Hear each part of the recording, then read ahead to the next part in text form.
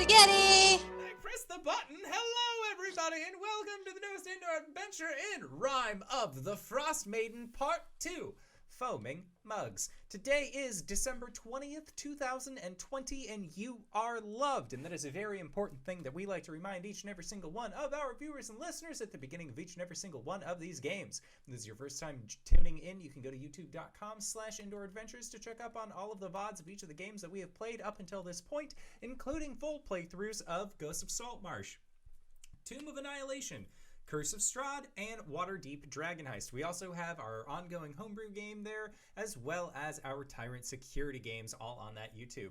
But if you are more of an audiocast inclined individual, we also have all of our games available in audiocast format anywhere audiocasts are made available for free. And speaking of things that are being made available for free, if you go to patreon.com/indooradventures, you can check out our after show called Nights in the Courtyard, where we answer questions not only from each other, but also from the community. And that is also where I have been posting our homebrew rewards. So if you follow on with our Monday night game and are curious about the stat blocks for a lot of the things that we have on the show, hey, guess what? They're being made available for patrons at their Patreon.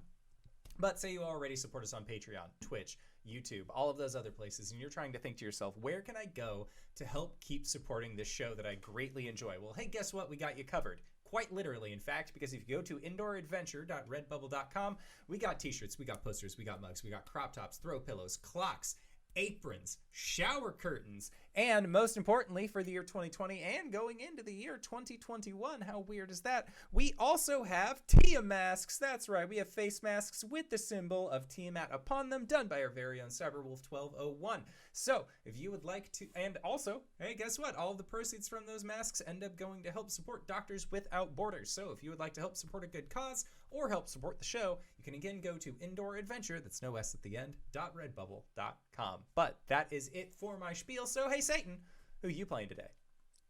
Hi, I'm Satan, and today I'll be playing Kuori, the Goliath fighter.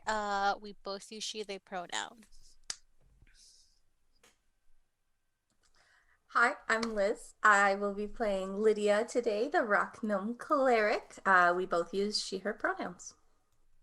And I am the Indoor Adventurer, and tonight I am going to be playing Hart, the Wood Elf Druid, and we both use he, him. And I'm Wings, also known as Danae Keener. I go by she, her. Let's just get started. Her fury sheds but frozen tears as gray clouds issue forth. Her wind across the wasteland shears, bringing blizzards from the north. Just another gruesome day in 10 towns. Howling wind, bitter cold, foul tempers, and snowdrifts big enough to bury a herd of moose. But today is abuzz with news about a series of recent killings. Before the murders, the only question on everyone's mind was, will Summer ever return to Icewind Dale? But now the question is, will I be the killer's next victim? Nothing breeds fear and paranoia like a murderer with no face. 4 cold-blooded murders have been committed in the past month. A halfling trapper in East Haven, a human shipbuilder in Targos, a dwarf glass blower in Brynn Shandar, and, a few hours ago, a human trader called Goose. Each victim was found with a dagger of ice through the heart. What's the connection? The gawking crowd huddled outside of North Look Tavern offers no credible ideas, but standing apart from them is an elderly shield dwarf with a nasty scar across her nose who looks like she has something worth knowing. She's been smoking her pipe and eyeing you ever since you approached. Hart, you stand before the body of your friend Hart, or not Hart, Goose. That's me. Another. It's yourself. Oh God. You stand before the body of your recently made friend Goose, and since you're the guy with the highest passive perception, I reckon you'd be the fella to notice this elderly, scarred dwarf just kind of giving you the eye. Hart is going to kind of like motion for Kuori to lean down, and they've been looking at us for a while. Does this kind of thing happen regularly? No. Okay. She'll turn her head and look at the dwarven woman. Give She her. Mhm. she regards you. She kind of quirks an eyebrow of almost like, "Do you need to talk?" All right. Uh, Having basically received an invitation, you'll see her kind of knock her pipe out and take a few steps towards you. And she said, "This a friend of yours?" You could say that, yeah. We traveled with him. He was he was very nice. He That's what I'm was I. from That's what I hear. Waterdeep. he was from Waterdeep. Yeah, I figure he liked to say that. Uh, Let me get you a drink. The name's Hlyn Trollbane. Pleasure to meet you, Lynn Trollbling. She'll reach out and shake hands with you, Yeah. Kuori. She'll introduce herself. Yep. Um, I'm a bounty hunter, retired, actually. I don't get much work these days, but I suppose that's where you come in. And she will take a few steps into the tavern, and just kind of like she like glares at all of the people that are just gawking at this body on the street. And they take a few steps back, like realizing, oh, maybe this isn't appropriate. Mhm. And You can see that the town militia has been able to like take advantage of that and really establish a perimeter and get to work on cleaning up this mess. When Eh, Corey will follow her into the tavern. I have a Lydia as Ushering well. Hart. Yeah, she's ushering Hart and Lydia. I have a question yes. before Hart continues on. Are there any like dog sled sheds nearby or like birds on a rooftop nearby? Probably not any dog sleds, but I could say that there is a probably a raven just sort of sitting up on a post, like, kind of regarding that body as though like like is for me. Is It's for me? I snapped. they are carrion birds. Yeah. Um, A snack? So Hart will probably like, you guys go ahead. It's not really my scene in there. And he is going to take the time to ritually cast Speak with Animals, and hopefully this bird is still chilling in 10 minutes. all right. Give me a D100 for a luck roll. Oh, That is a 51. 51. All right, not bad. What are you asking the raven? I am going to ask the raven if they saw what happened. I think that the raven didn't see what happened, but saw the aftermath. Um, which is to say, um, it saw Goose die, and it happened fairly early in the morning, several hours before sunrise. And he's just been here? Like just out in the middle of the road the entire time? Well, he flew off to go and tell his family about it, and they were a Oh, little ways off. And then when he came back, there were all these people around, and he's kicking gotcha. himself for not, taking advantage of it when he had the chance. Fair I enough. could eat. Um, were there any other animals that were nearby? Like asking the raven, like, did you see any other birds or anything like that around this when you spotted the body? I don't think he would have left if there were other critters Okay, around. sounds good. But it like this is a very large town. It is a population of several thousand. So there were other humans around, definitely. For sure. All right. Yeah, I think Hart is probably like just going around talking to birds while you Okay. guys are in the tavern getting the lowdown on things. All right. Trying to figure out exactly what happened. Yeah. Okay. Understandable. Flynn will order a few drinks for you guys. And when I say you guys, I mean Kuori and Lydia. And she'll sit you down. Thank you. This is much appreciated. Not really how I planned on starting my morning, but this calls for a drink. Yeah, I reckon. And she'll like take a second and like drain about half her glass before setting it down, just kind of sighing. And she like pinches the bridge of her nose, and she says, "A lot of people get what they deserve up here in Icewind Dale, but Goose, you didn't deserve that." No, he didn't.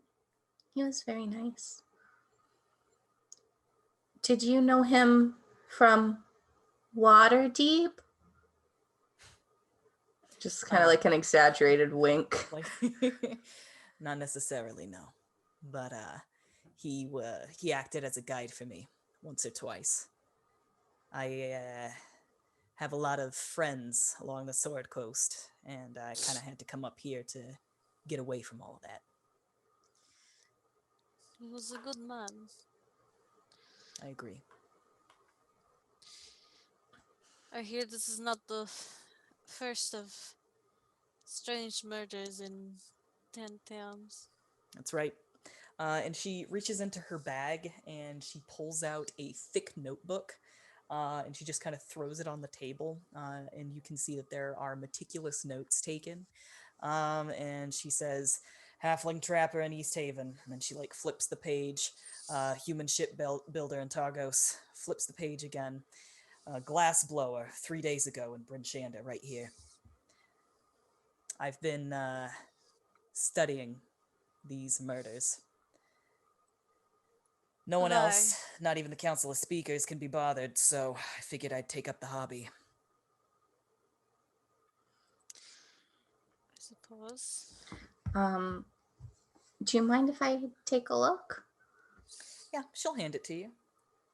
Lydia's just kind of flip through and try and get as much information in as quick amount of time as possible. Absolutely. Give me an investigation check. D20, this one.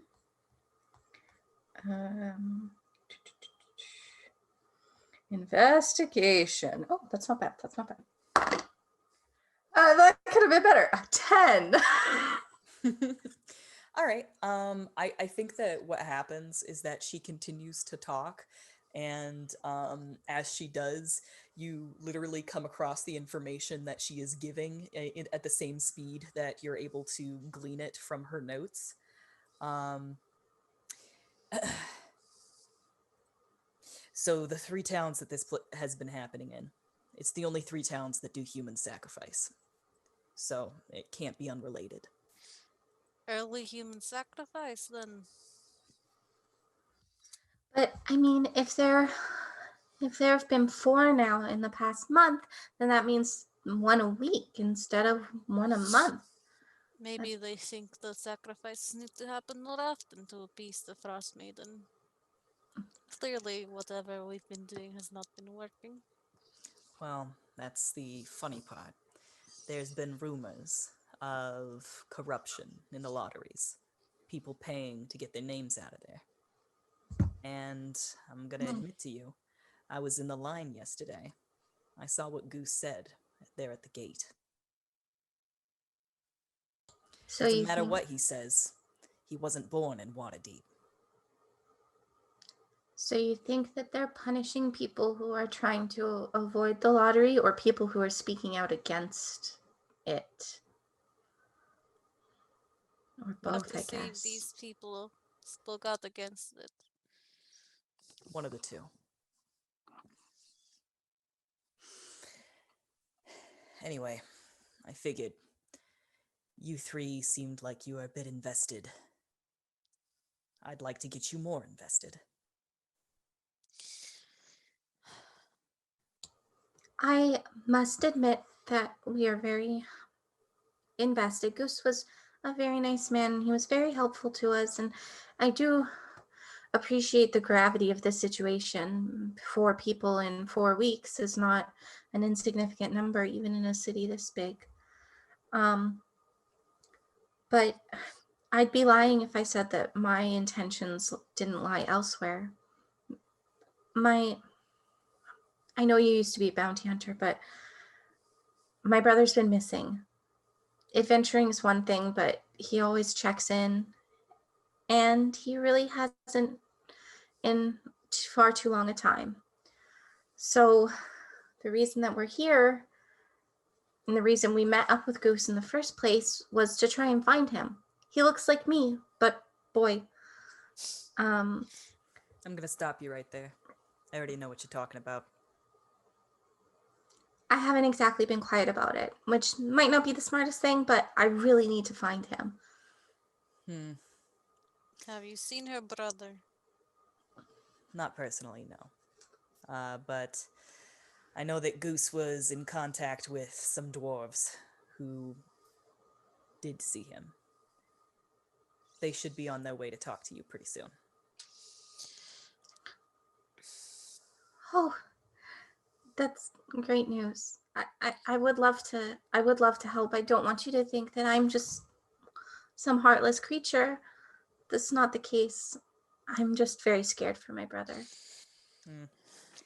I don't really care about whether or not you have a heart.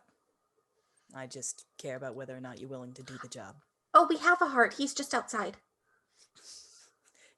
Look out the window and he's just going, ah! Listen, uh, we might be able to help you, but what exactly are you looking from us? Just keep your eyes open. That I can do, for sure. That is reasonable. I do have one lead. All right. Well, what is it? I've been trailing this merchant's company called Torgs.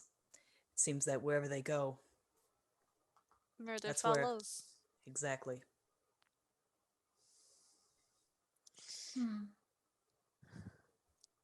Would you happen to know where they are headed next? Pretty sure they're gonna go to Targos, Hmm. but she's been known to change her mind at times. You know, Torga. Torga. That's the one we met, right? Yep, she's the leader, and that's why it's Yeah. called Torgs. It's named after her. Uh, we know the woman you speak of. She's very unpleasant. We ran into her on the road when we were with Goose. My condolences. The surprisingly, Targos is also a humanoid sacrificial city. That's what it sounds like. And you think she's the one behind this? It may not be her, but someone She in her might- group. Hmm. Maybe they're all in on it. I don't know for sure. Regardless, I will pay you 100 gold pieces if you apprehend who is responsible for it. That deal is with them. Preferably without involving the authorities. I'm not interested in seeing them alive. Da. When the job is done, return to me and you can get your money. Would you like proof? That could be nice, yes. Da. okay. And you said that there were some people you know who had information about my brother? Yeah, they should be on their way here right now, actually. But I think they might be rubbernecking. And she like looks out the window, and you notice that there are like a crowd. The crowd has like reaccumulated around the body, and she'll just kind of like stand up. And like beat on the window a little bit. I remember I sang the praises of this window last week, and it just kind of rattles in its frame. And you see three dwarven figures like turn around with eyes wide, and they all kind of like elbow and nudge each other and then shuffle in one by one. And the first one, who is female, will look at Hlyn and say, "Are these the people?" And she says, "Yeah, these are the people. Hello. Uh, I'm going to Привет. take my leave. I've already said my piece." Да. We'll see you Then, later. where would the best place to meet you be? Or is there a way we can contact you? I usually hang around here. Okay. Well, stay warm. Good luck. Mm. And she just kind of ambles her way out of the tavern. You can see she's got an enormous battle axe on her back, but it is kind of pitted and rusted with disuse. It seems that age has caught up with her.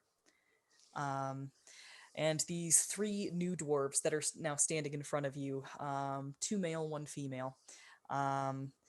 The female dwarf has a kind of a short, scraggly beard, and a very poorly wrapped, like, cigar, just kind of like balanced on her lip.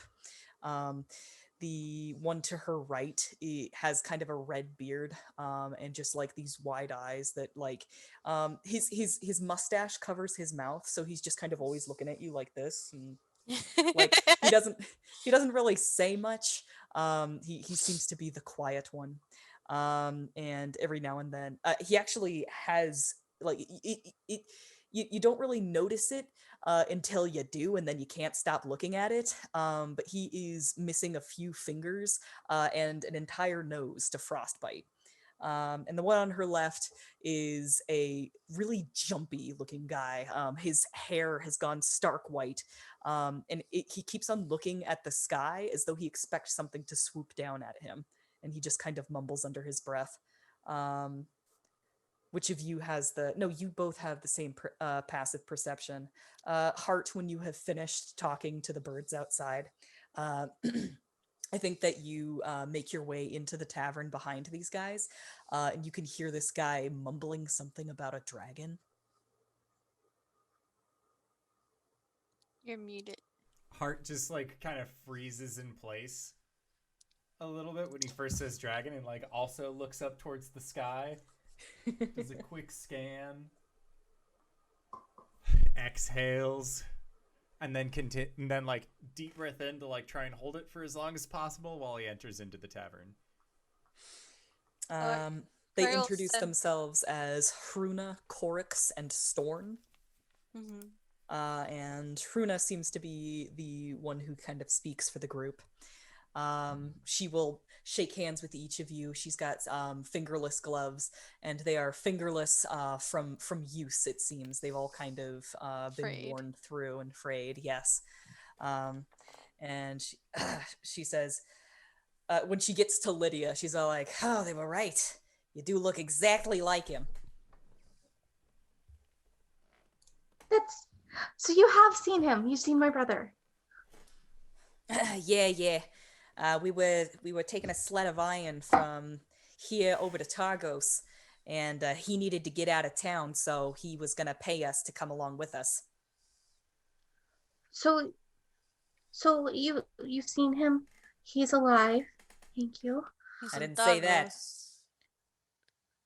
He was alive when you saw him. He was alive when I last saw him, that's right. Okay. Isn't that right, Corix? And she looks over at Corix, and he just kind of looks at her, and then looks back at you guys. Do I believe her? Give me an insight check. And you left him in Targos, yes. Didn't do that either, actually. 18. 18. You believe her. No, we didn't leave him in Targos. In fact, I don't know where he is now. I should have explained. We are survivors from that trip. We got about halfway there, and then a Yeti surprised us, and well, he killed a member of our group. Kinda tore Ubak from limb. Your brother was there, but he got separated from us in the blizzard. Okay. Where was this attack? She will get out a map and kind of give you guys some general directions. It's about a day's journey away. And you said that you were taking him, he was joining you on the journey to Torga, right? Yeah, we were gonna go to Tagos with Targos. the shipment of iron. So if you want to find out what happened to him, you're gonna have to head that direction anyway. We are also willing to pay you some if you're able to get that iron back. Okay. We might. We do have a fair amount on our plate right now. I'm not gonna lie. Plate very full, but we will take this into advisement, and I appreciate your help. Is there any other information you can give us that would be helpful for finding both the iron and my brother? Well, you might want to outfit yourselves. You know what? Actually, if you promise to get that iron for you, and she kind of like starts pointing at the other two guys, and they seem to understand what she's trying to communicate. They start kind of bustling about their equipment, and they get out some snowshoes. She says, "I'm willing to equip you for the journey."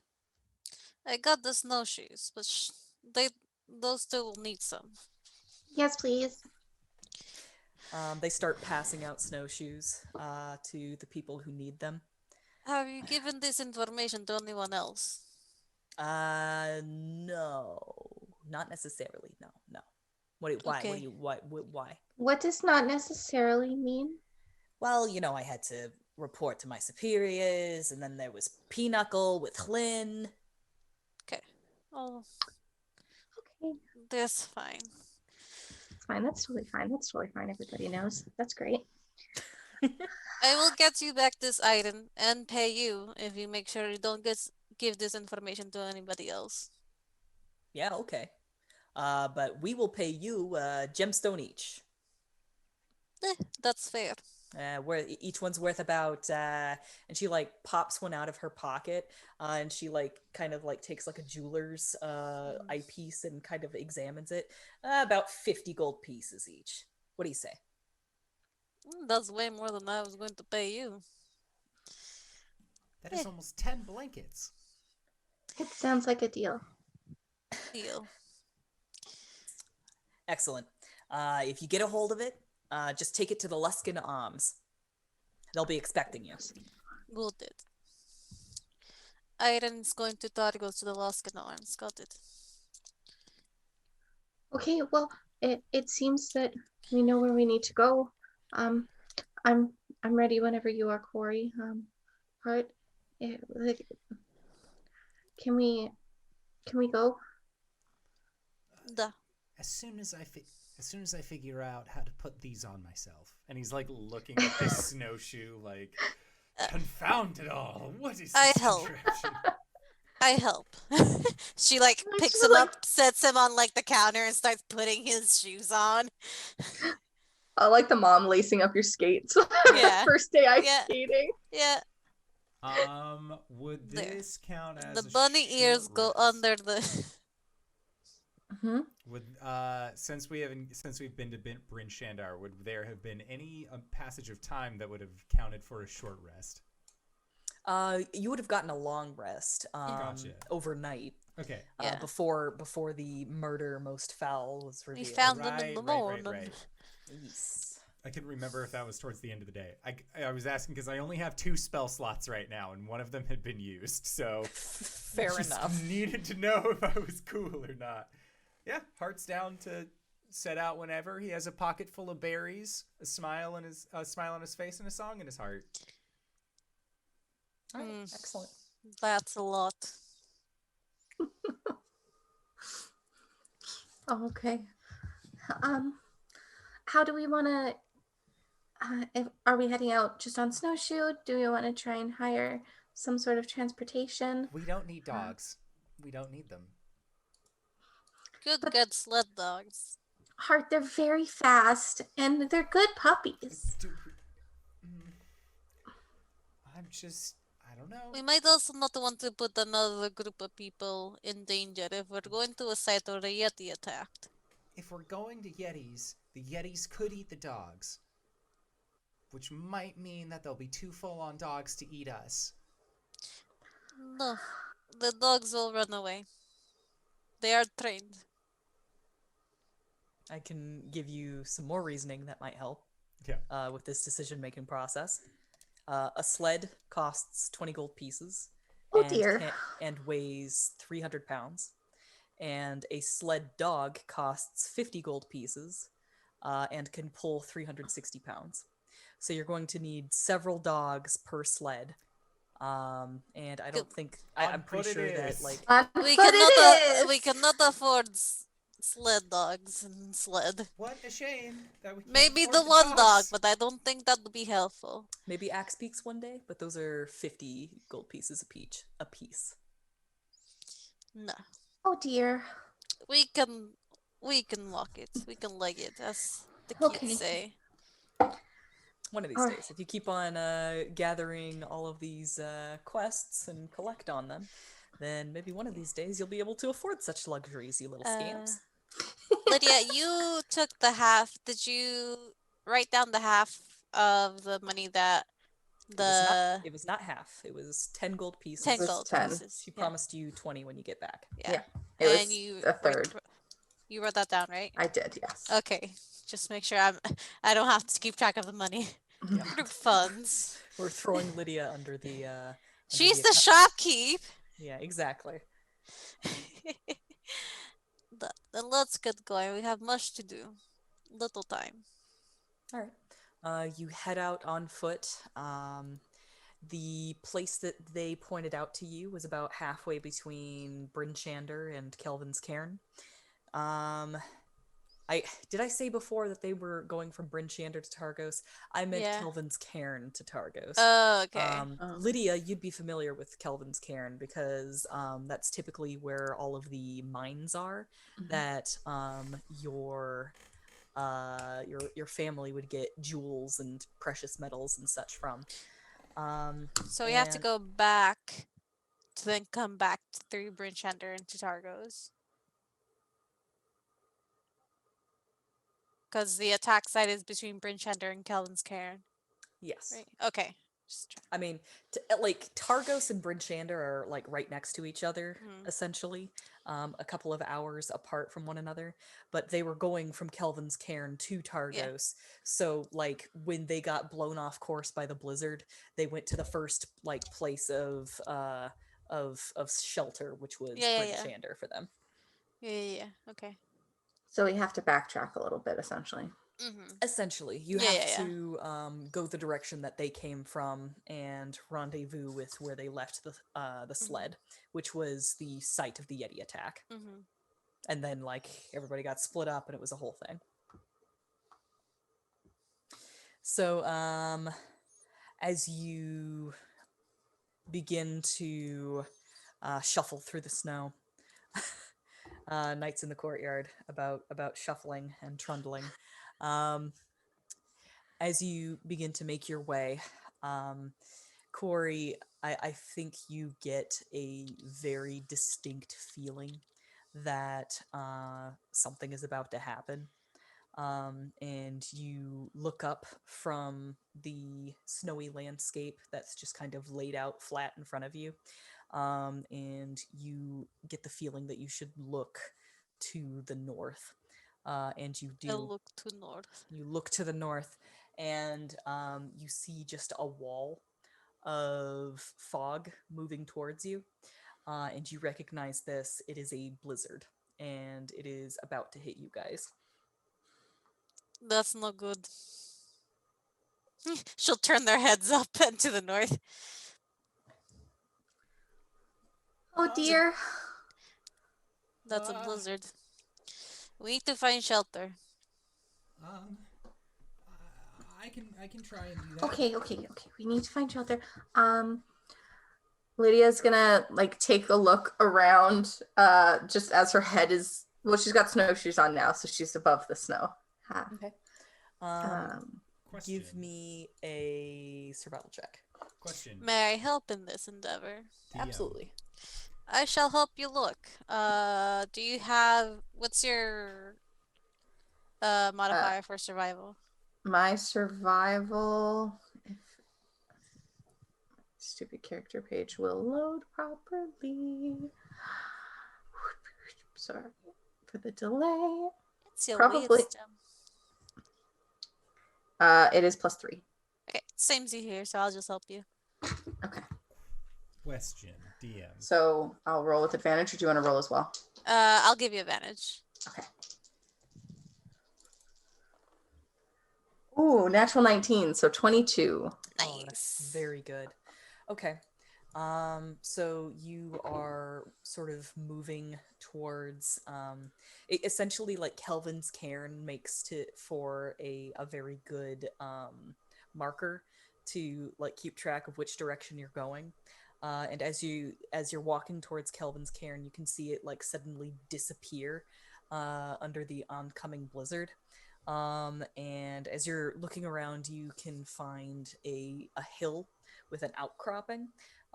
It's not going to be as sheltered as the snow cave that you had your first night in Icewind Dale, but it's going to do in a pinch. And you kind of beeline your way towards that. And just as you start to approach it, the blizzard hits you, and your visibility is drastically reduced. And like ice is just sort of weathering away at your skin. And your target goes completely out of your view, but you know which direction you're going. So you keep it straight, even though the wind wants to blow you over.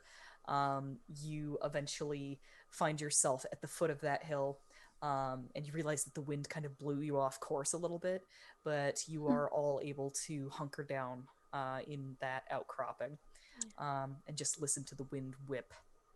I will take off my jacket and kind of put both Hart and Lydia in it, like around them both.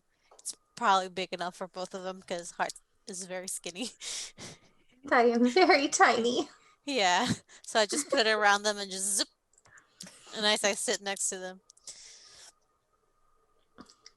So, what time of day would this be now? Is this like evening? How far into the journey did we get? Roll me 2d6.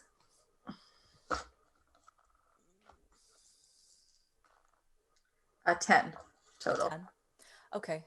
It was actually getting pretty late, and you guys were about to hunker down for the evening anyhow.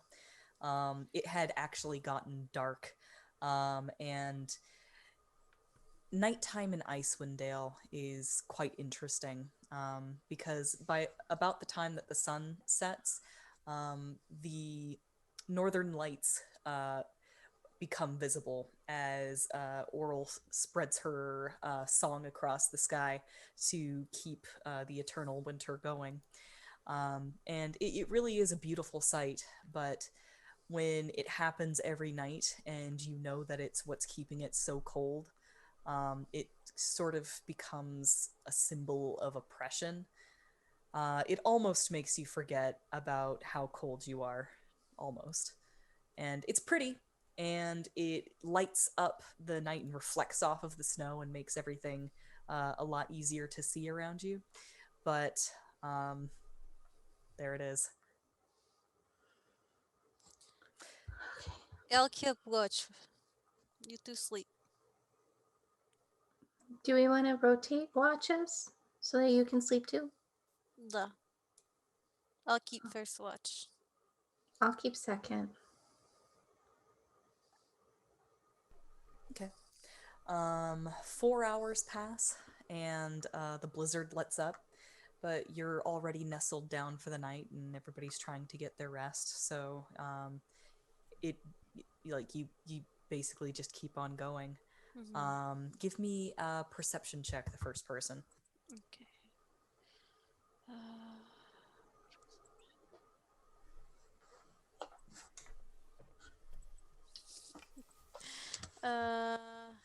14.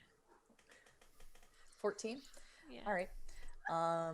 Kuori, as the blizzard begins to dissipate towards the end of your watch, your keen hunter eyes see something moving across the tundra. And at first you identify it as a polar bear, but it turns its enormous head, and it keeps on turning, and it goes all the way around as it kind of stands up on its hind legs, and you see an owl's face, Okay. and you So realize there is a snowy owl bear making its way across the tundra. I just look at it as it makes its way across the tundra. Make a note of it in my. She pulls out this really beautiful scrimshaw pen that she Hmm. keeps on her, and then they just kind of like write about it and make a little doodle. She's got a nature journal. Yeah, I love it. that's what she keeps writing down. All right. Is it just making its way across, or is it making its way towards them? It's not coming towards you. Um, you figure it would be more of a danger if there hadn't just been a blizzard. Um, because this thing doesn't seem to mind the snow and wind, it just kind of walked through it. Um, it would have been more of a danger because like it would have been able to catch a scent of you, and if it was Mm-hmm. hungry, it would have come Yeah. straight for you. Num But nums. it does seem to be going a completely opposite direction, and it is downwind or upwind from you, so you're fine. Okay. I will. Then when it comes to the end of my watch, I'll gently wake up Lydia and just say, "I saw an owl bear." Okay, owl bear. Got it. I just need a minute. And Kuori will Lydia kind just of do like this and slap her cheeks, like pat them, like just. Oh, okay. I don't need a minute anymore. I'm up. I'm awake. And Lydia trudges over to the edge of the little outcropping and sits down to sort of get a gaze of the surrounding area. All right. Lydia, I would like for you to make a perception check. I'm gonna roll the die that rolled a natural 19. The dice giveth and the dice taketh away. They certainly do. That would be a 6 total. All right, nice. So you are watching very vigilantly for any sort of danger. And I think we get a wide shot of you like facing in the complete opposite direction of what seems to be a distant caravan of Goliaths. And they are all like, they're not coming towards you. They're just kind of walking laterally from your line of sight. They're all just kind of trudging through the snow, about 10 feet apart from one another. Oh no. It sure is quiet. But your rest does pass by uneventfully. All right, guys, time to wake up. We gotta go. We got progress to make. We got brothers to find. We got iron to find. We got murderers to kill. We got And the little green people. little green creatures to find. Oh boy, we got a lot to do. Did you make list? And I checked it twice. I might have spaced out or just not been there. Little green people. The little nature friends. The lamp. The Chewingas. We've got the lantern. Chewingas, yeah. Chewinga. The friends of the forest. The Hart is so much like a much more of a morning person than the rest of you. He's a wood elf, so he just meditates. Like he only needs to rest for like 4 hours at a time. He probably What does he do when he's not resting during a long rest? hanging out with who's ever on watch. Like just looking up. I think if anything, like if he's able to see the night sky at this point, he is in the process of making a map. Just like he can't. I don't think he can write. He certainly can't read. But he's just sort of like jabbing a pen, like a messy pen or quill onto a map to like, all right, that dot's there, so it goes here. That dot's there, so it goes here. And like he sees Kuori like writing in her book, and he's like, a member of the learned individuals as well. And, like, I make smash dots. finger painting. Oh, And adorable. and this is a difficult enterprise because there is that borealis that just kind of ripples across the sky like a curtain. It moves, so like if it's in a different position from when you last looked at the sky, you can probably see the stars that were there. Yeah. But there are definitely blank places that you need to fill in later. Oh yeah. Just, working on it. Yeah. All right. Let's get going. Let's find this item. Let's find my brother. Yeah, but hopefully he won't be there anymore. If he is, he's probably Well, very injured. I mean, I you're right. I do hope that he's at least nearby but safe. He's a tough man. Yeah, I know. He's he's my big brother, so I know he can take care of himself. He doesn't need his little sister coming and saving the day, but I'm just really worried. Sometimes big brothers really do need their little sisters. It is okay. Chill. Would you like hug? Yes, please. Duh. Pick her up and just hug her as she walks. That's so sweet. And you can always tell, like Kuori will know this, and I'm sure that Hart will eventually learn to know it. But when Lydia's voice drops about an octave, she's either really serious or really upset, and there's no in between. He has Aww. he personally has not seen serious Lydia, so to him that's just like Yeah. they are expressing sadness at this time. Yeah. Check. That's why Yes. Cody's like, hug will help. Yeah. It's not serious. It's sad at the moment. Hart's got high insight. Yeah. He understands the nature of body language. All right. As you're moving along, you begin to recognize some landmarks, Lydia. You know that Tourmaline is just a little bit to the west of here. And you begin to recognize this area as something called the Dwarven Valley. So named because a lot of dwarves tend to live out here. They typically stay underground mostly, and they only come up to hunt or to forage. But yeah, you are familiar with this area,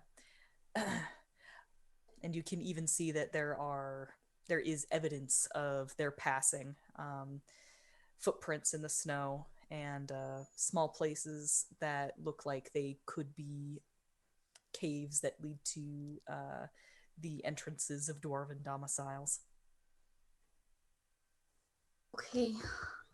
Um, do we want to maybe stop and ask if anyone has seen anything?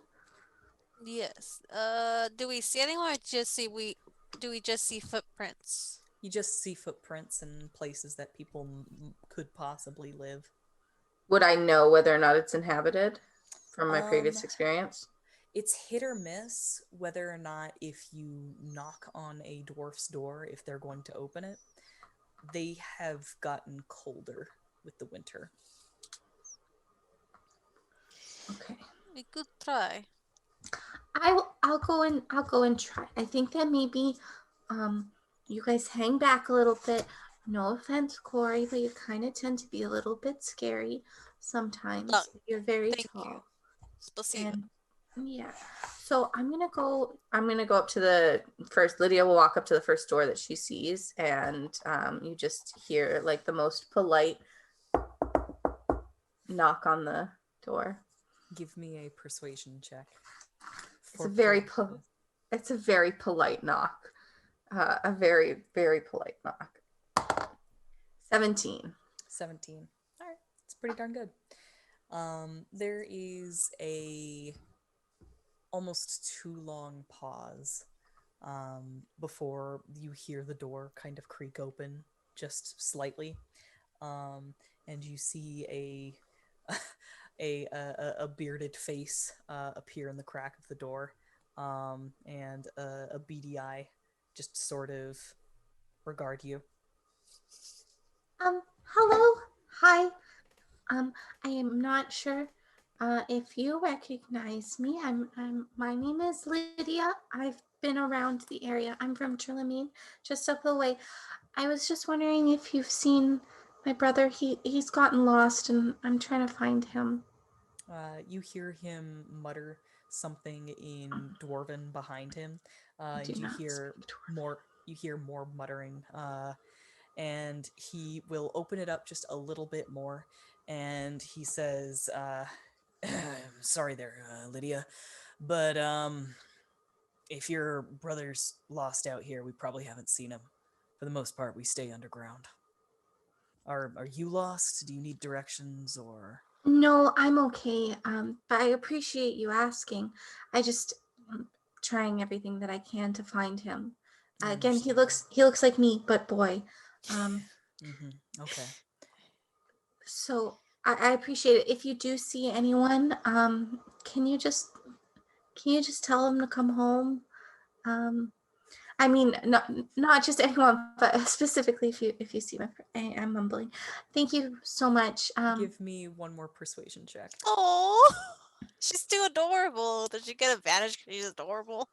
12 total. Not as good that time. 12.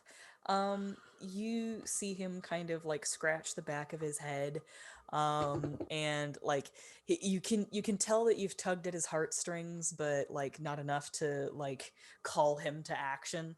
And he's like, "Yeah, yeah, we'll keep a lookout for him." Um, eh, Sorry about your brother. Thank you.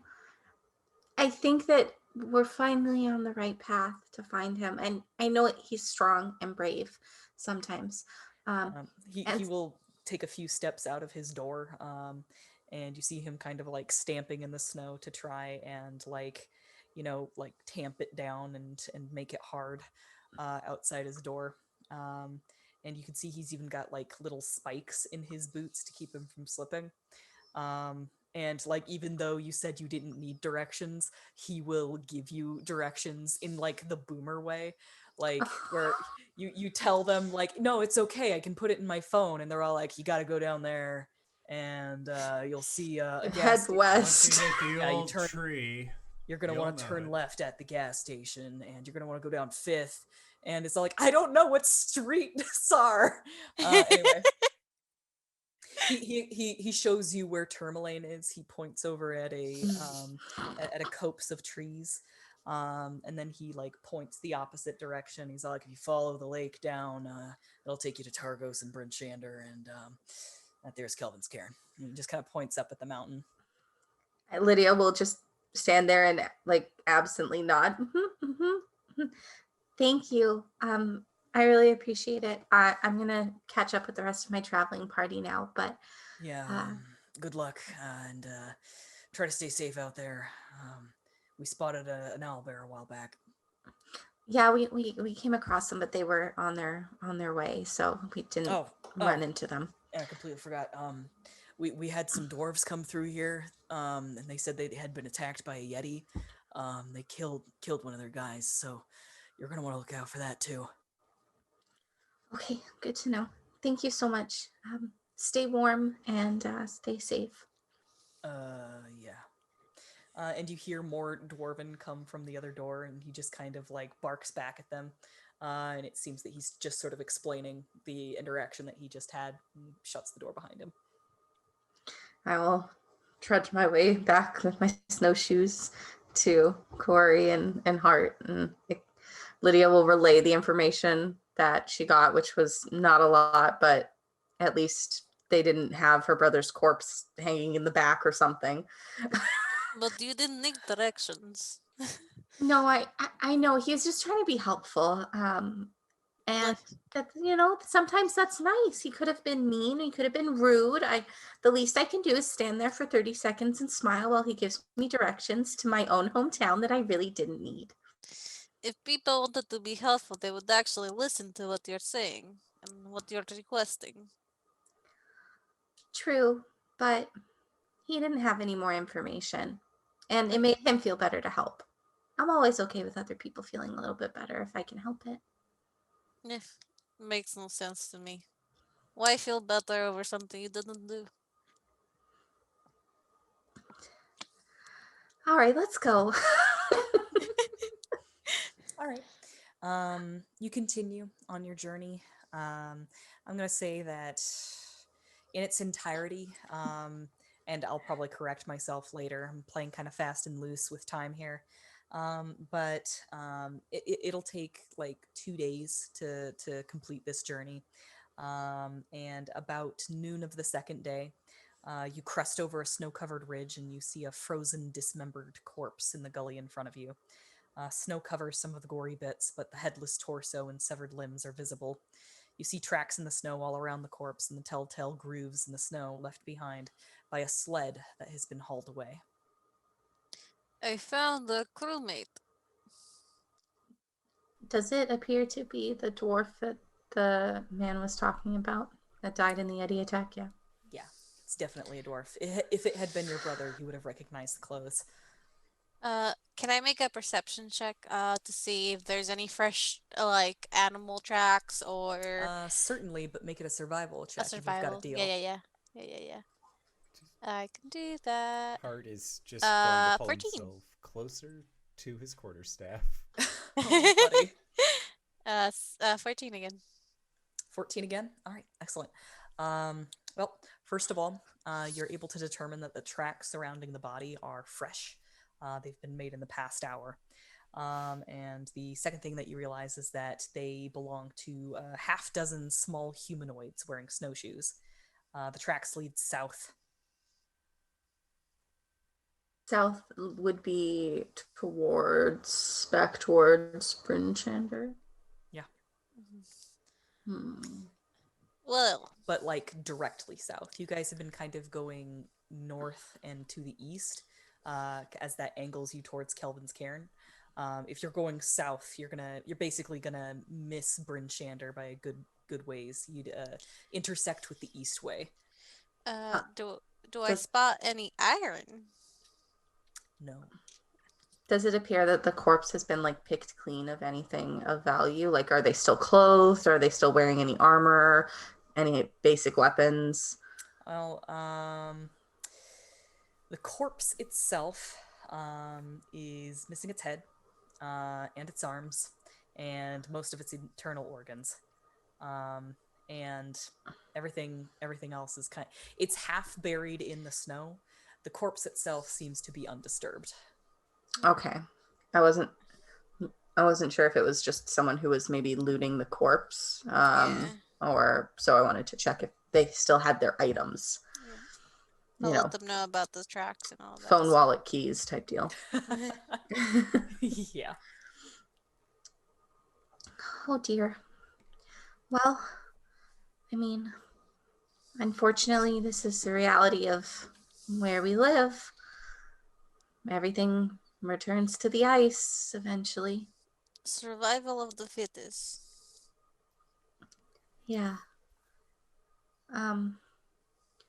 We don't see any iron, but the tracks are worrisome. But they're going in the opposite direction. They don't appear to have taken anything. Well, your brother wants to head to Targos, according to the other dwarf. And the iron should still be somewhere on the way there as well, if it's not here. If they no, this is where they were attacked. I'm sorry.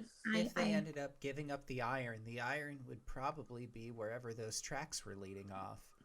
Because they had it up until this point, and then they had to abandon it because their friend ended up, and then motions towards the headless, armless, dismembered, disemboweled corpse.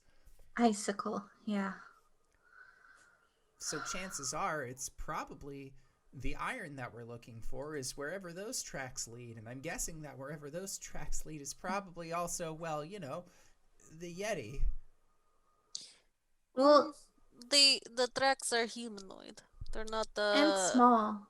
And snowshoes. I wonder if it's the dwarves or something. If they're small. We could possibly track them back, but if they could have possibly taken the iron. I know we said we'd get the iron and these tracks are fresh, so even though it's the opposite direction of where we need to go to find my brother, Well, your I think we brother should said go. he wanted to go to Targos. This is south. So if he made it, he's probably heading back south. The same direction as these tracks, right? The Okay, let's go. Let's try to double time it. Hart, maybe you could take the bell off your antlers so that they don't hear us coming. Hart nods with a and like understanding jingle. yeah, takes it off. And then before they start, he'll put a hand on Lydia's shoulder and like get down so that way he's on eye level with her, and he says, "Don't worry, we're gonna get your brother back." Thanks, Hart. I feel so frazzled right now. Kind of just getting any information and being closer is kind of taking a lot of the thought out of my head, other than to find him and just know he's okay. Well, we're either gonna find him with the Yetis, or we're gonna find him in town. And he like pats you on the pats your arm, stands back up, and then walks off, thinking that he helped. Kuori catches Hart eyes and gives him an icy look. Kind of like shoulders up, squeezes the staff a little bit, and then like sidles forward a little bit quicker. We should go. We should go fast. DM, could I make the assumption, because we also heard that he was in Brynn Shandar, that they were attacked and he made his way to Brynn Shandar? Or was he in Brynn Shandar and then attacked? Because he was looking to go to Targos. Yes. He was looking to go to Targos. Essentially, there were a group of dwarves that were coming from Kelvin's Cairn and heading towards Targos. And there were a group of dwarves that were in Bryn Shandar that were going to meet up with those dwarves. And so he decided to go with those guys. So it is with my assumption that he went from Tourmaline to Curlin's Crane to Bryn Shandar to Targos. He was originally in Bryn Shandar. He went from Bryn Shandar to middle of the tundra to, well, he was supposed to go to Targos. Okay. Those other guys were coming from Kelvin's Cairn. Okay, so he went north and then back to go back south? Yeah. Okay, okay. That's what I wanted to clear up. Thank you. Rather than travel alone, yeah. he traveled with other people. Yeah, he took the long way to travel with other exactly, people. And went a little bit out of his way. Okay. Let's follow the tracks. Yes. Kuori will pick Lydia up and just take big Goliath steps. Thank you. Zoom, zoom. Zoom, zoom indeed. So after about half an hour of following these tracks, you find. Well, first of all, you're moving quickly, so you're probably not being that stealthy about it. Stealthy as I can. She's more taking big steps than she is moving faster. Like, she's not just like half running, she's just like. Okay. So you are moving very quickly. And the tundra itself, when it's not windy, is usually very quiet, as the snow tends to dampen sound. But as you are just sort of weaving your way through hills of snow, you can hear grunting and cursing from up ahead, as it seems that it did not take long for you to be able to catch up with these folks. The creatures you've been following appear to be goblins, based on their stature. All 6 of them groan, grunt, and curse loudly as they haul the bulky sled toward what appears to be a 20-foot-tall wagon parked in the snow. And harnessed to this conveyance are 2 roaring polar bears that don't look happy. Excuse me. You say? Yeah. To the goblins? I forgot this isn't my game. This is a module from Wizards of the Coast. My bad. No, that's fine. No. You say, "Excuse me," to the goblins, and one of them turns around. You hear kind of a squeaky, like, questioning sound, and Like these goblins, I think that these are the only kind of goblins that you personally have ever seen, but Mhm. Hart might be familiar with a more yellow to green skin tone in goblins. These guys tend to lean more towards gray, light blue, turquoise kind of colors. Yeah. Um, and this fella turns around and you hear like a um, and he like he turns to his buddies and says something like rah, rah, rah, rah, rah, and he goes hello, how might I help you? And that's when we're gonna go to break. Excellent. I love it. I am excited. But we are going to try and be back in 5 to 10 minutes, so don't go to a place unless to grab a food, grab a drink, grab a friend, or possibly go to indooradventure.redbubble.com, pick yourself up something nice, and we'll see you guys shortly. All right, everybody. See you soon. And we're back. Hello, everybody. We have just yelled, "What's good?" at some goblins. Danae, take us away. Hey, What's what's good? good? What's good at some goblins? All right. Yeah. So one of these goblins had just turned around and said, "Hello there. What can I do to help you?" Uh, yes. I see you are carrying a sled full of looks iron, correct? Oh yes, finders keepers and all that. Hmm. I suppose, but I've been paid to retrieve said iron. Eh, well, this is kind of how we get paid ourselves. You know, as Hmm. scavengers. Gotta help out our family back at home and everything. You understand? I do. I do. Eh. Besides the iron, we'll figure that out in a bit. Did you see anybody else other than the dismembered body? Other than the dismembered body? The. I think that used to be a dwarf, right? Yeah. No, didn't see anybody else. Any tracks of like small people like her, But but boy? I think Rags over here found a wallet. Did you find a wallet, Rags? And he's like, "Oh wait, hold on. Not all of us speak common." And he turns around and goes, and the other one goes, he's like, "Yeah, Rex found a wallet."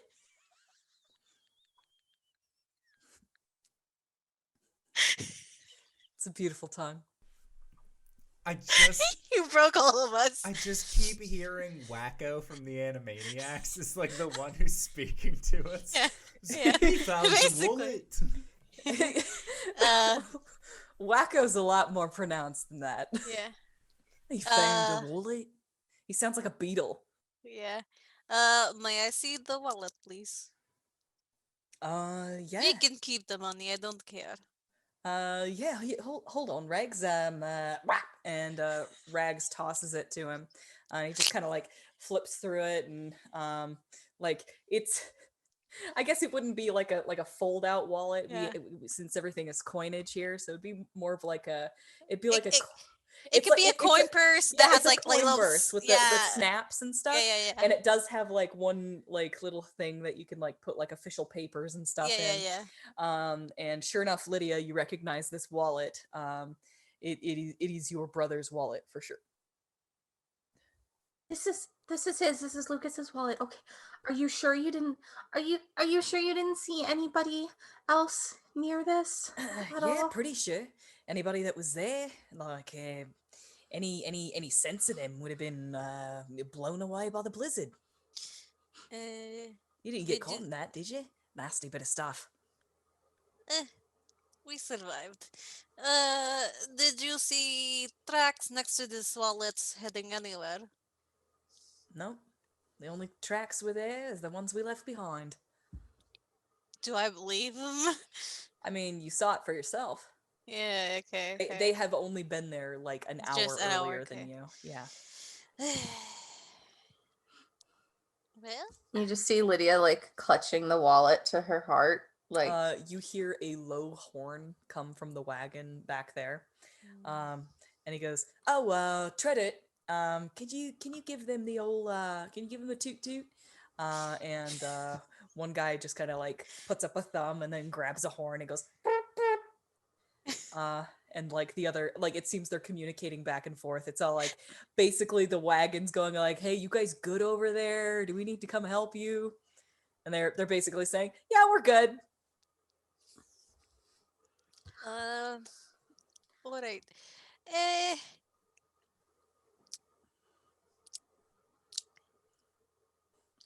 so Well, you care about the so item that much? how many goblins do we see? I don't want to Um, kill them now that I that I spoke to them. there are 6 that are pulling this wagon. And you can see that there are 2 just kind of meandering around the wagon. There are 6 around this sled, and then there are like 2 meandering around the wagon. But you can see one holding a torch and a horn up in the tower of the wagon. So 9 total Hmm. goblins you have laid eyes on. You level 1 character, you.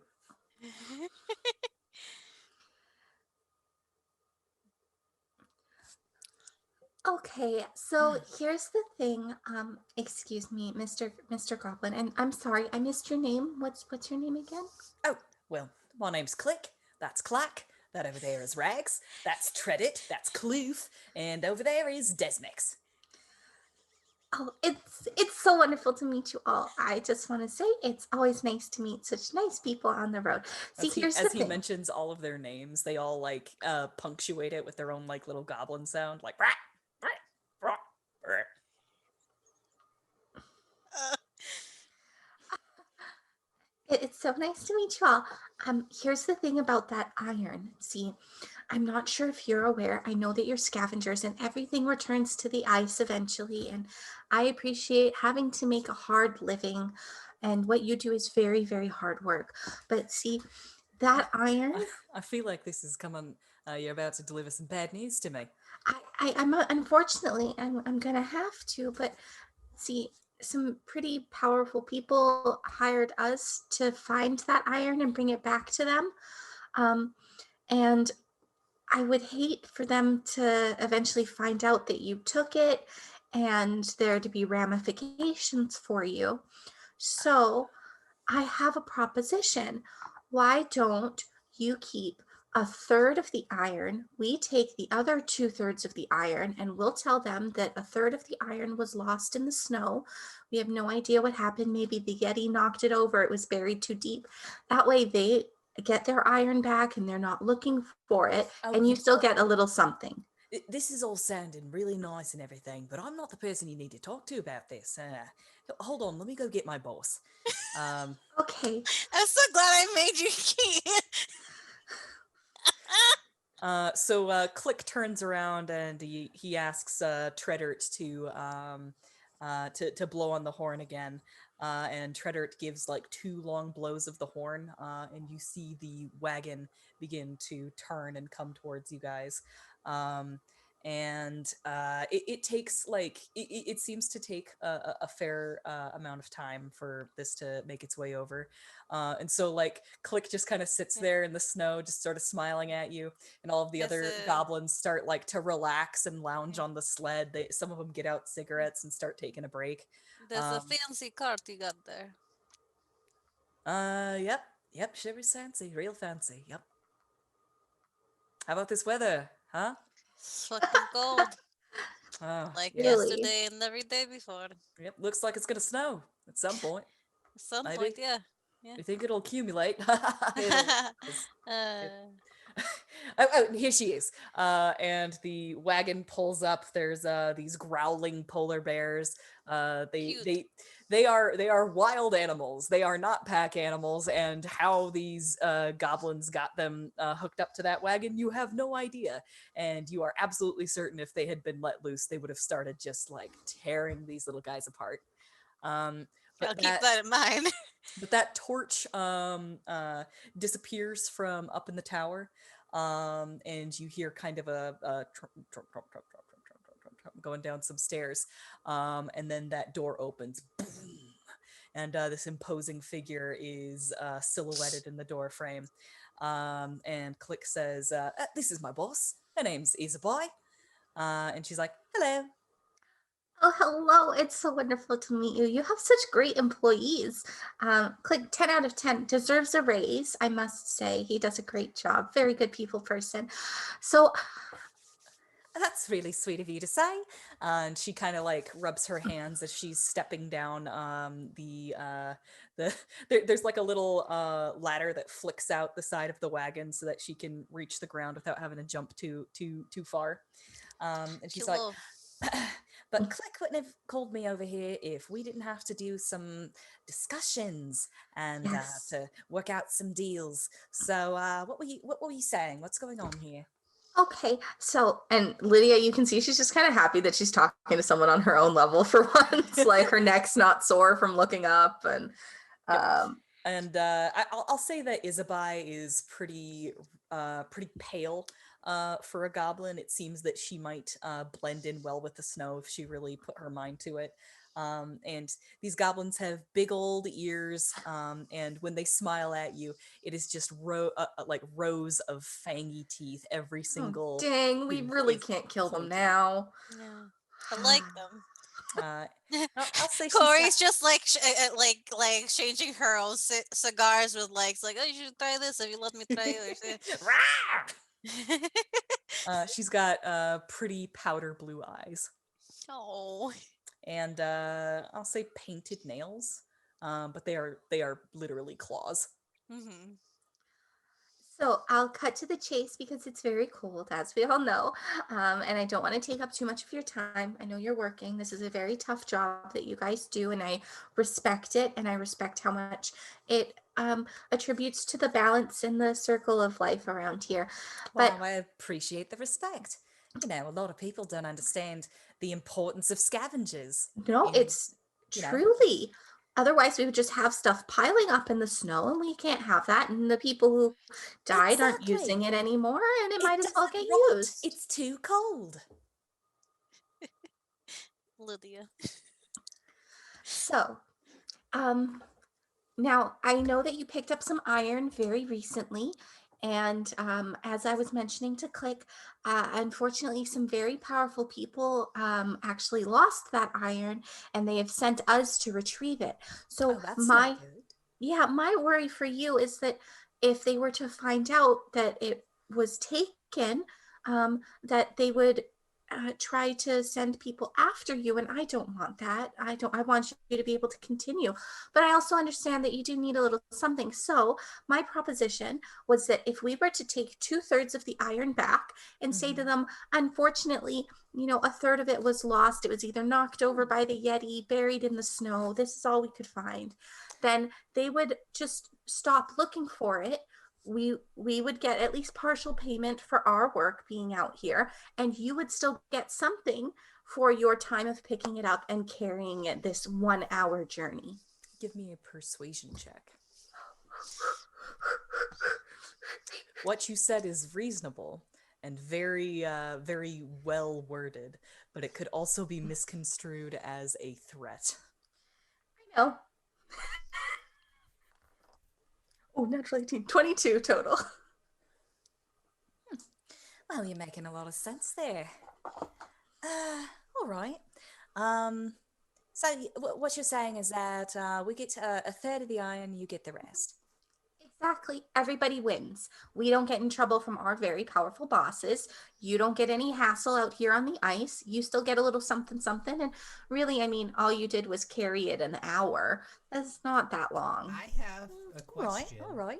And while we're in a trading mood, how about I show you some of our scroungings, and you can show us some of yours, and maybe we can work out some more trades. How What much do you were say? you going to be getting paid?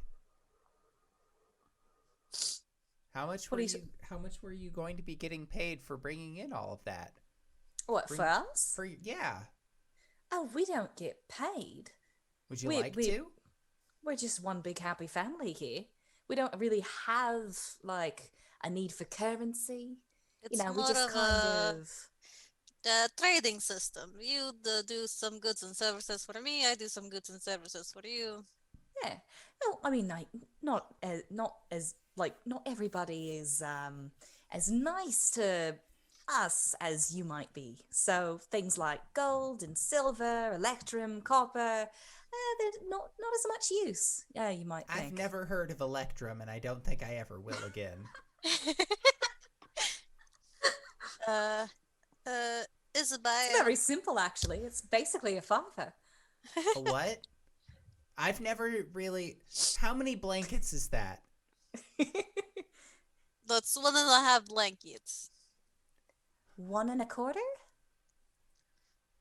Okay, Okay. Finn. Depending on the blanket. How dare you? True naming my own game. I could destroy you. There are 2 polar bears right over there. I don't know if I'm cool with those polar bears yet, but we'll find out together. They're just big dogs, Hart. They're just Yeah. big Yeah. dogs. Anything with 4 legs and is furry is a dog. I would like to take a look On- at your wares, Isabel. Yes, absolutely. You could. I think that you're gonna find. You're gonna find a couple of potions of animal friendship. There's a sealskin pouch with some silver and copper in it. She said that they aren't much use to her, but they still find it, so might as well just throw it into the pile. A bone whistle, etc., etc. I'd say that you could even find anything on the trinket table and anything on the equipment table that isn't worth more than a gold. Okay. God, I don't have any of those on me. She's got several torches, probably a good amount of rations. Yeah. They're goblin rations, which means that they are probably a little bit tougher on the teeth. What about the rations? They've got goblin granola. I got strong teeth. It's fine. Yours were made for piercing. Mine were made for smashing. uh, Bless you. Bless. Um, eh, a few torches might be good. All right. What have you got to trade for them? Let's see. I get. What do I get? God, I don't As have this is much. happening, Lydia is just kind of still holding the wallet and just looking at it and very kind of lost in flipping through it just to see if there's any type of little clue as to is there a hotel room key, is there a matchbox from a bar, is there a receipt from a gas and go, just whatever is in that wallet. That's fair. The money seems to have been taken out of the wallet, which fair enough. That seems about right. Scavengers, all of the identifying stuff is still in here. That didn't seem useful. But as you're kind of flipping through it, you come across a little sketch of what appears to be a dark elf, a drow. Would I recognize who that is? Give me a history check. Ooh, my history's good. Okay. Ashley Johnson, don't fail me now. 14 total. 14. You get the idea that this is a historical figure of some sort. It's not necessarily a person that's around today, or if they are, they're a pretty big deal. Okay. All right. She just tucks that into her own pocket to keep, and then is still holding the wallet while this whole transaction. She's not interested in trading really. She's I want to get the iron. I want to get going. I want to. Kuori, I did got you come small up with anything? knife. To try Ooh, for gimme. torches. Gimme. Yeah, it's too small for my Hopping. hands. Gimme. Yeah, I just give. She takes it and she turns it over in her fingers, which It's are it's like, pretty nice. It's from a scholar's pack, so it's actually pretty nice. ooh, her fingers are a little bit too long for her hands, so she's just sort of turning it over and shining it, and like she she plucks some fur off of her coat and uses the knife to she's like, ooh, it's good and sharp. It's never been used. Yes, I All right, always keep blades in good condition. all right. Take as many torches as you want. This is Oh, a good cool. one. I'll take as many torches as I can. Just it's my thinking is that they could act as firewood. Should we not be able to find firewood, and we need a fire? Yeah, in a desperate situation, Yeah, yeah, that yeah. would be good.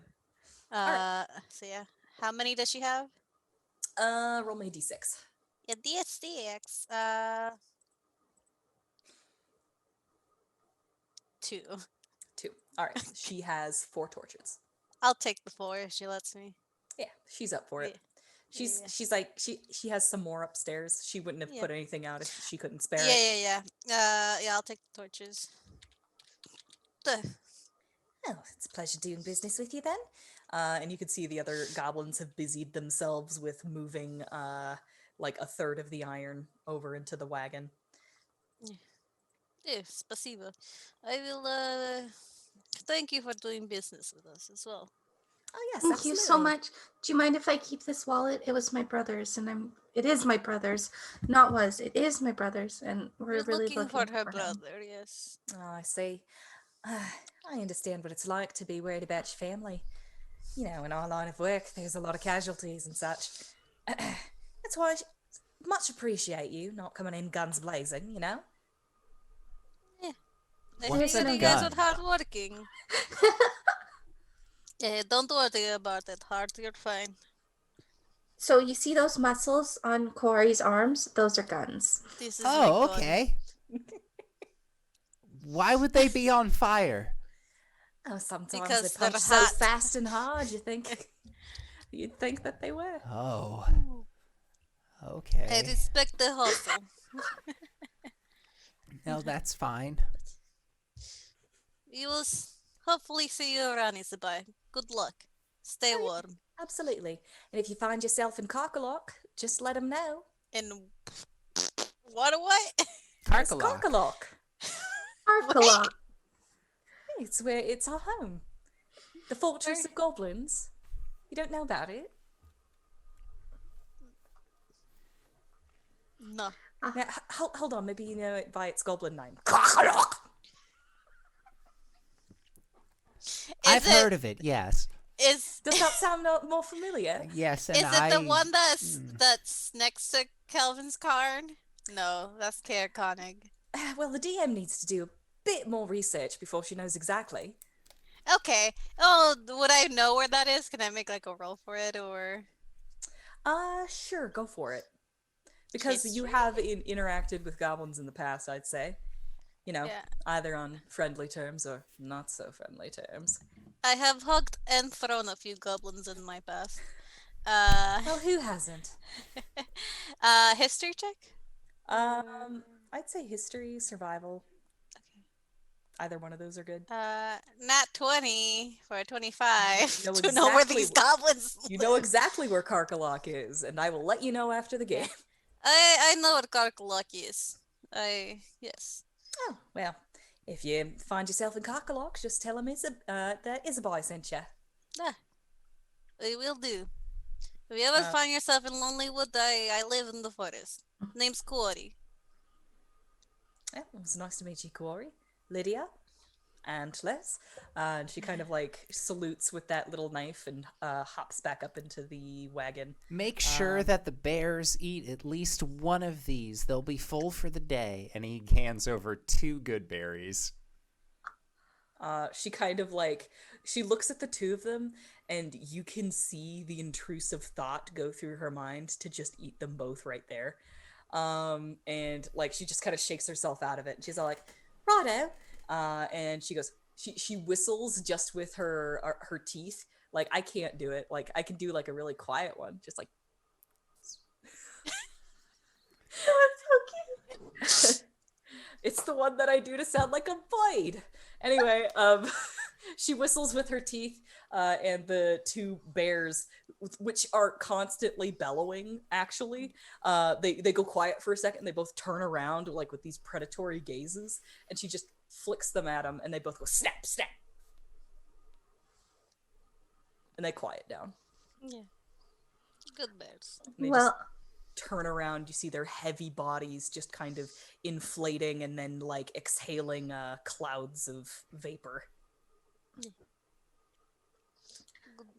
good luck. well, I hope that you have a pleasant journey, that you find many riches in the snow and stay warm. You see all the goblins begin to scramble up onto ladders and various ledges that are available on this wagon.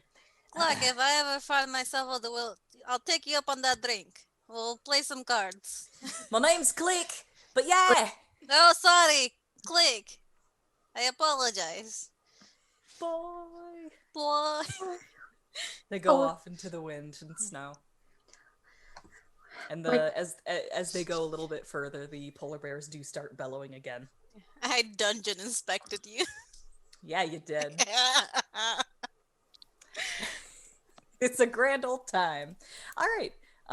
So this wagon is heavy, not as heavy as it was before, but it does take you a little bit longer for you to be able to drag it back towards Brynn Shandar and over to Targos.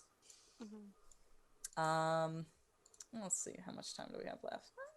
That's a fair amount of time. That's not bad. That's not bad. We might finish a little bit early tonight. We shall see. So you will go ahead and grab that old sled and begin to bring it to Targos. There were 300 iron ingots in there. They took 100 of them, so you guys now have 200 of them. They each weigh 2 pounds, so that's about 400 pounds that you're gonna have to drag. I will drag these 400 pounds, hopefully. Can Kuori do that herself? I don't know. You count as a large creature for push, pull, and drag, and you also have 17 strength. So with D&D Beyond, if you select your strength score, no D&D Beyond, not like that. If you select your strength, it should let you know what your push, pull, and drag is. Push, pull, drag. You can push, drag, or lift a weight in pounds up to twice your carrying capacity, or 30 times my strength score. How much is that? 1 second. You would be at 510. Ugh. I just take off my sweater, just let my jacket, give it to Hart or Lydia. I just like, Yeah, and then Wrong girl. Kuori just drags this sled through the snow. It reminds you a lot of the polar bears, actually, as she starts to blow out those warm clouds of vapor that just kind of sublimate into the air. All right. As you go, this will probably be another 2-day journey. Let me see if you guys encounter anything on your way there. Lydia's like keeping her eyes peeled sort of at the front of the area. Normally she'd be riding with Kuori, but because she's pulling the sled, she doesn't want to add any more weight to that. So you can add 10 more pounds to it. It's fine. I weigh 32 pounds. Thank you very much. Lydia weighs 32 pounds. But she's scouting ahead and her eyes are peeled. She is constantly, she's doing that thing where she's like looking so much that she might actually not be seeing anything, but she's actively looking everywhere for any sign of small footprints. Well, that is unfortunate because both days that you're traveling, there are blizzards. The first day while you're traveling through you can choose to press through the blizzard or to hunker down and basically have to make your travel time last 3 days instead of 2. Though you might feel pressure to move faster in order to catch your brother if he is ahead of you. Or I'll do whatever you think is best, but my heart tells me to go fast in this moment and to try and catch up as much as I can. But this is your area of expertise, so whatever you and Hart as well think is best. Although Hart, no offense, but maybe you shouldn't get a vote in this. Last time you were in a blizzard situation, we found you half frozen. That was 2 blizzards ago. You're right. The most You're recent right. blizzard, we found shelter together. Thanks to Kuori. So we can either take shelter or go faster, you said? Yes. Would we get caught in the snow in the blizzard if we went faster? Or is there a chance we would have gotten to a town? Question, Yes. DM as well. Have I Yes. been in this area before? In this area? In this general area before? Without other people, or Yeah, without just at any point during my lifespan would I have been in this area before? It's a good question. Mostly asking because I have the Wanderer feature as part of my Outlander background. I see. Which means that I have like a general layout of areas that I have been to previously, as long as I've been there previously. So like, technically, you are kind of backtracking a little bit here. So I'd say that your instincts would, like, you'd be able to find your way back to Brynn Shandar very easily with that trait. But Targos, there will come a point where you kind of like, you have to veer off of your known path and head towards Targos. one step further and this will be the farthest I've ever been from the Shire. I want to say that you've never been as far north as 10 towns. Okay.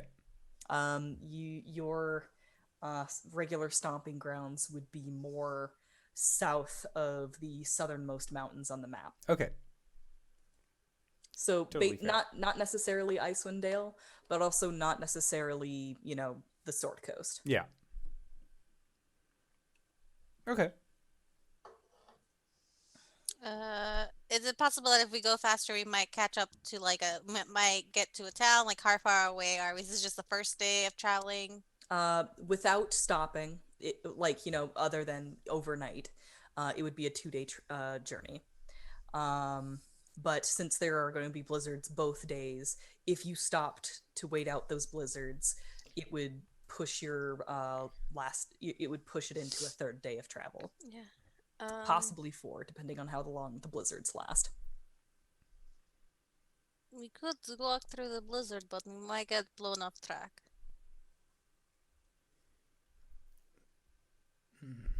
That is also a risk. I'm not Yeah. It's whatever you think. You guys is have best enough for you. equipment that you can travel through a blizzard, but the real danger is getting blown off track. Or Would we get losing blown off track with 400 pounds of iron? Yeah. Yeah. It's possible. It's a blizzard. Yeah. Yeah. I will say that it might be better to hunker down, because if we get blown off track, we'll lose just as much time and might just get lost. Okay. There's no point in getting lost and not be able to find your brother. You might as well hunker down. Okay. Be alive to trust you. find them. I trust you. Hart's on food duty during this time. Like, he will, because again, Outlander, he can find food for people up to a certain point. So like, Aw. I don't worry, guys. I found some edible grasses, and We found grass. yeah, I had to dig a little bit, and like his fingers are like almost purple from the amount of like snow he's dug through. But like, he can druid craft, like get the blood flowing back into his fingers, no problem. So he's not worried about it. But yeah, he's in charge of food and drink. He also has Goodberry. All right. Goodberry. Okay. What? Goodberry? What, one of these blizzards happens on the first day, basically fairly early in the morning, and lasts basically until noon. As you are looking for a place to hunker down until it is past. Hart, I'll say that you see somebody. It appears to be a person just sitting in the snow. That's not good. And like he'll like nervously point to Kuori. Just like Do they? that does not But- look good over there. It's a person. Big person, small person? A Small person, but they're sitting in the snow, and anybody who is able to sit in this general area doesn't exactly strike me as a friendly individual. I mean, I wasn't exactly sitting. I was swallowed by snow. There's a difference there. Lydia kind of how far away is this person? About 20 feet, just kind of Oh, barely within your line of sight as the snow has begun to pick up. she just immediately starts yelling for her brother and just said, Lucas! Lucas, is that you? There is no response. Hart, can I borrow your quarterstaff? Yeah, Hart will if when Lydia is like running forward, like Lucas, is that you? Hart is like right behind her. Just, oh wait, no, that might be danger. You don't actually want to be going near there. And like will just follow you until they are about 10 feet away, and then just with his quarterstaff, just poke. That's what Lydia was gonna do. Poke the dead guy with a stick. Core's behind them. Does Hart pokes the dead guy with a stick? Yeah, Hart pokes the dead guy with a stick. As you get closer, you can see that he has a long white beard and a kind of a scraggled bird's nest of long white hair kind of flowing off the back of his head. It is not unlike a lion's mane. And he is sort of slumped forward. He's got some pauldrons and robes on. And when you come up to him and you start poking him with the stick, like you just hear kind of like a crunching of ice as you touch him, and you realize this is a corpse. This person is dead. And as that realization sort of settles over you, there is a shifting of the snow underneath you. It like 100% like moves forward. You like shift about 10 feet to the side. You watch like the landscape just move away from you. And it is like still again for a moment with the wind whipping around you and the snow just sort of filling all of the crevices of your clothing. And then there is an upheaval, and I need you to make some dexterity saving throws. Oh, I'm not good at those. 13. 8. uh, uh, I am big, not dexterous. 12. Okay. You are all thrown off to the sides as a enormous creature lifts itself out of the snow, just kind of shrugging it off of its scaly white body. Its head turns around, the skin of its neck rippling as you hear a growl rumble through it. It spreads its enormous bat-like wings. And Oh no. it is a white dragon with a saddle on its back and a corpse lying in the saddle. This is my favorite dragon.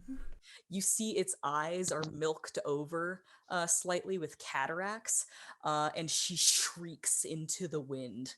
You are all prone about 5 feet away from her. She spreads her wings, and you see the wind catch them and kind of bowl her over for a moment. You have seconds to run before she gets back on her feet. Fuck that iron. I'm just like, Gone. what? We'll come back for the iron. We'll come back for the iron. I'm leaving. Grabs Lydia and Hart by the scruff and just starts. You just sprint away until her figure becomes obscured by the snow and wind, and all that is left of her is just her keening screeches off in the distance. I think that you run until the ice burns your lungs, even you, Kuori. Mhm. Um, but you are barely able to escape death at the hands of the white worm.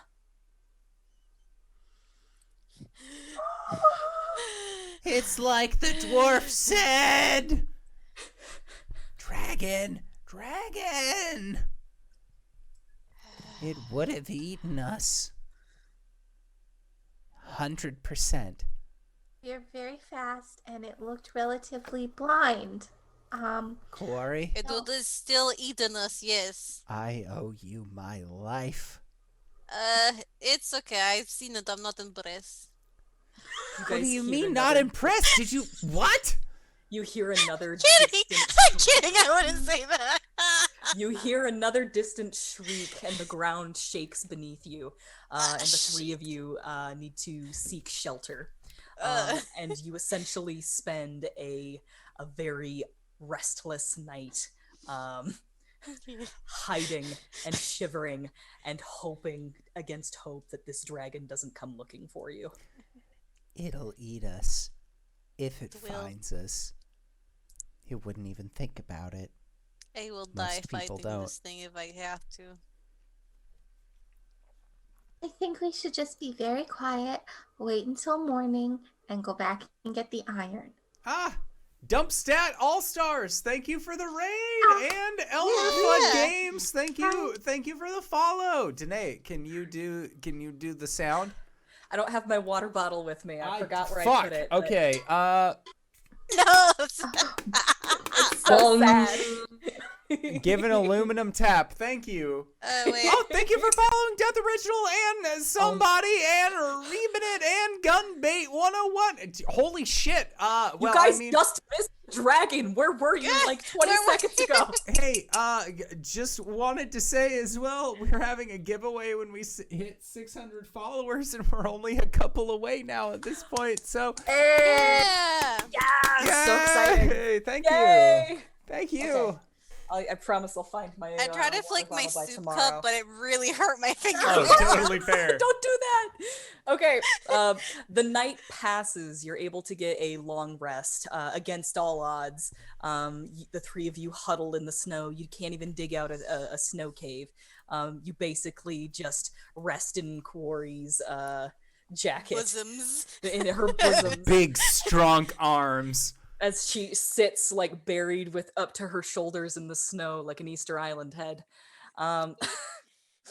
Morning comes, and after some time, you are able to dig the sled out of the snow and continue your journey. But you have lost another day to travel. Next time, do not poke random people that are out in the snow, please. Okay, fair point. That's from the bottom of my heart. My bad. That's on me. That's on both of you.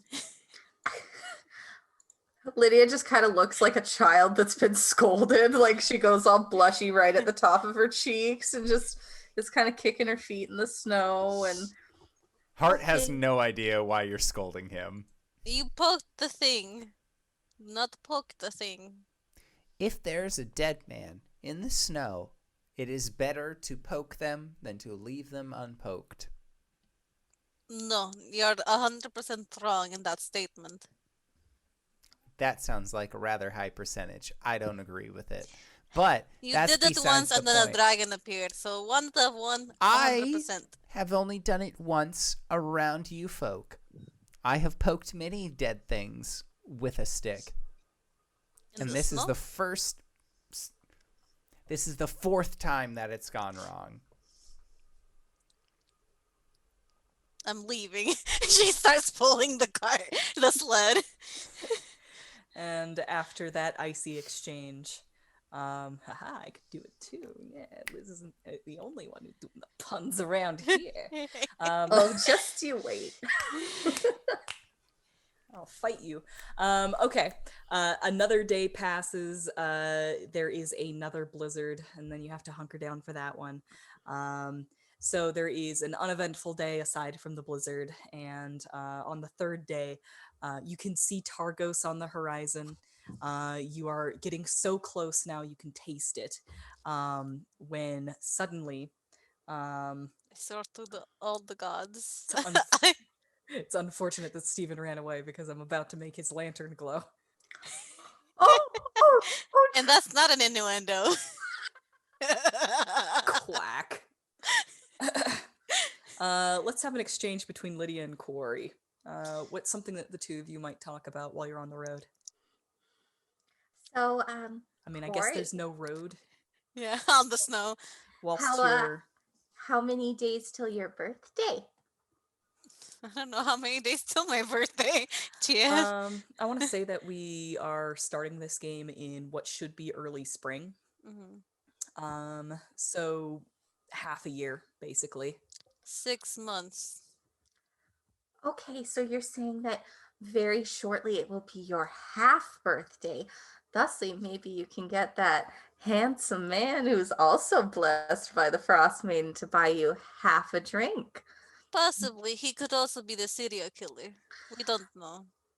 And as I- you're discussing this, suddenly Hart, your lantern begins to glow a vibrant blue. Forest friends. And Hart will begin tracking, like following the source of the light.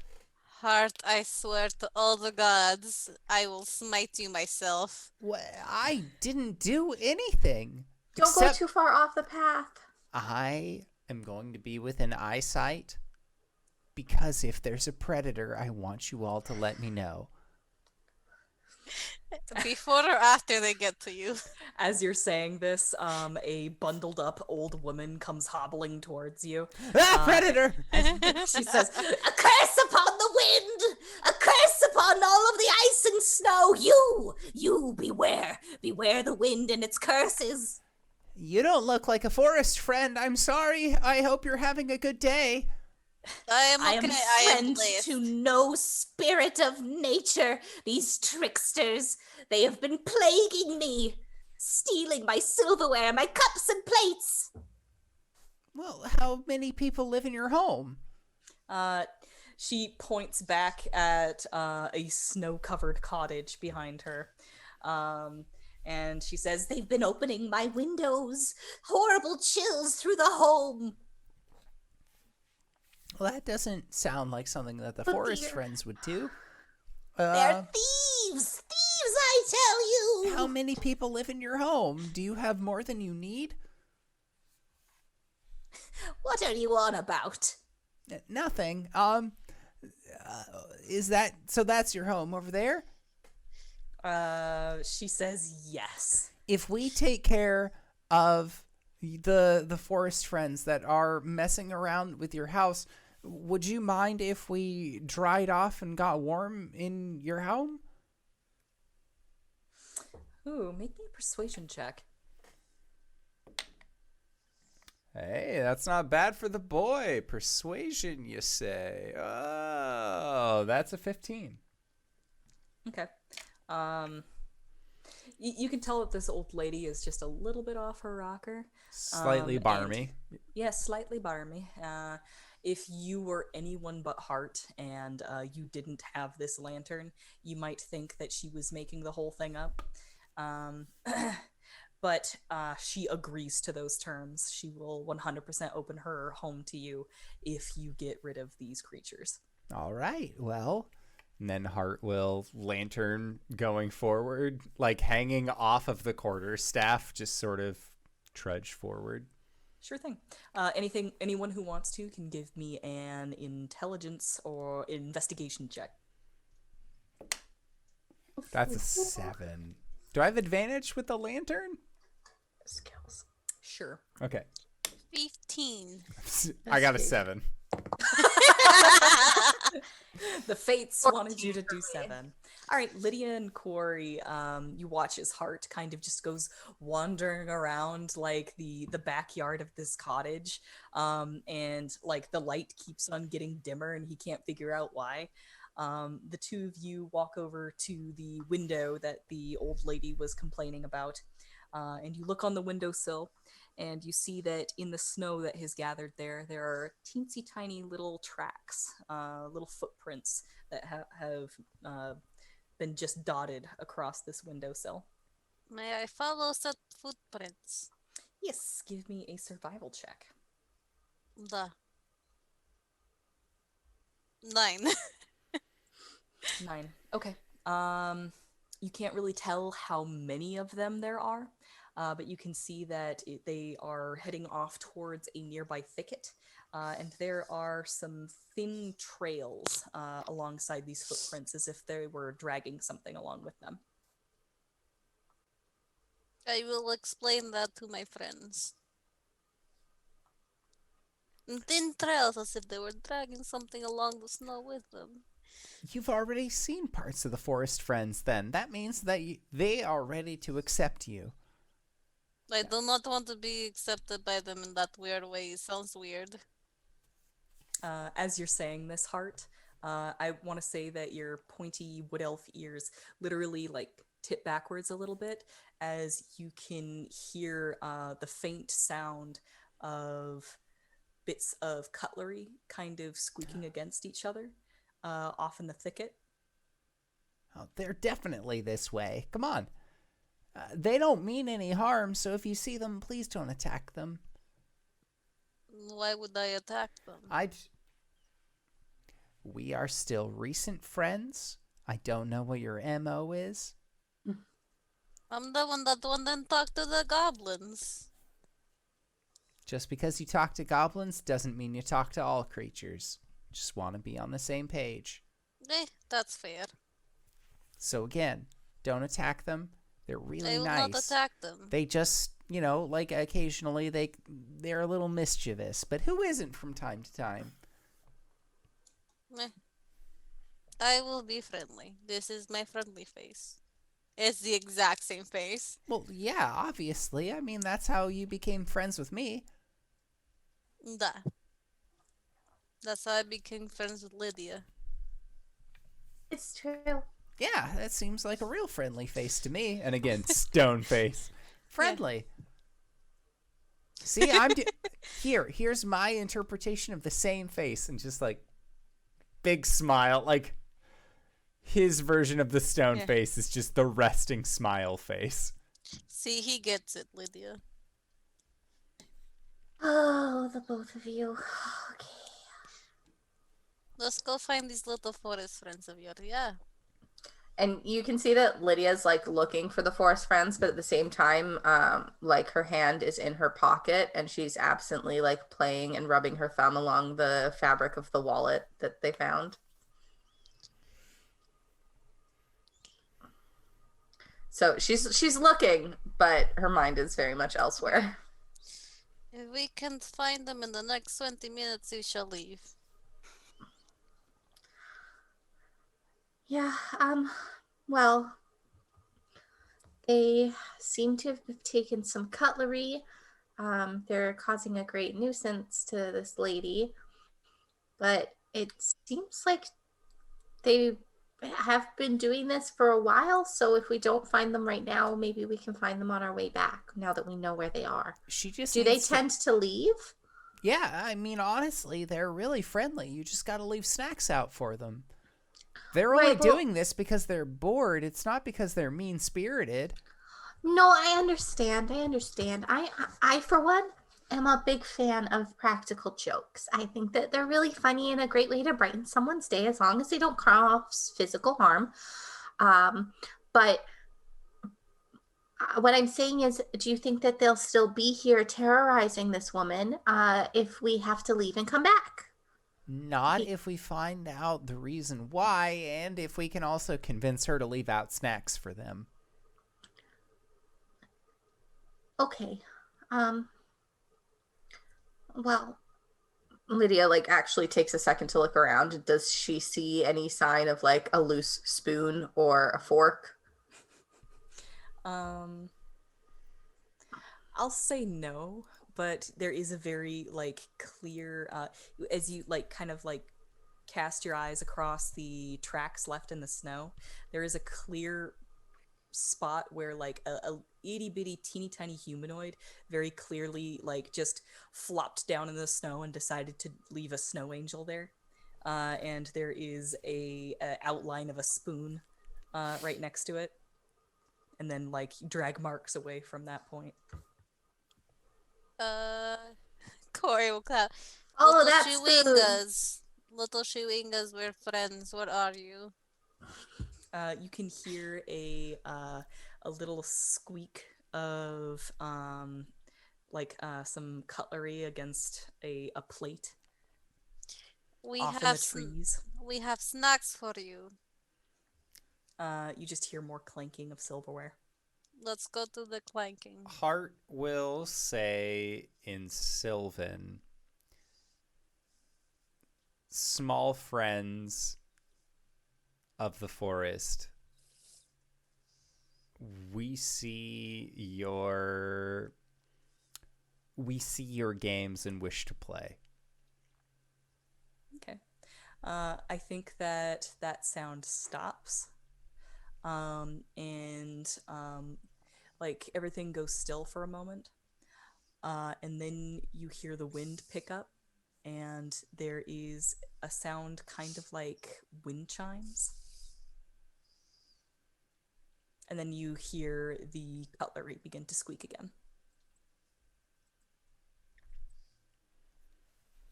Hart will reach into his pack and he'll pull out his mess kit. And he will pull out a small set of silverware and kind of like set it onto the ground. And again, in Sylvan say, I present to you new toys. Okay. That sound stops briefly. And you can hear like kind of like a chortling little like chuckle going back and forth as though it seems they are communicating with each other. And then there's a rustling of the thicket as you see three little fellas come dragging out a plate with some silverware on it. And in the middle of the plate, there is a pine cone.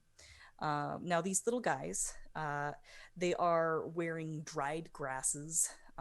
Their hands and legs stick out from underneath it, and the skin of their hands and feet are a very dark, like evergreen sort of color. And where their faces should be, you see little painted masks that don't depict any sort of like facial features, eyes, mouth, nothing. It's just very simple designs with circles and triangles. And the dried grasses are tied above their heads, creating little tassels. So when they move about, they kind of look like an imitation of little evergreen pine trees.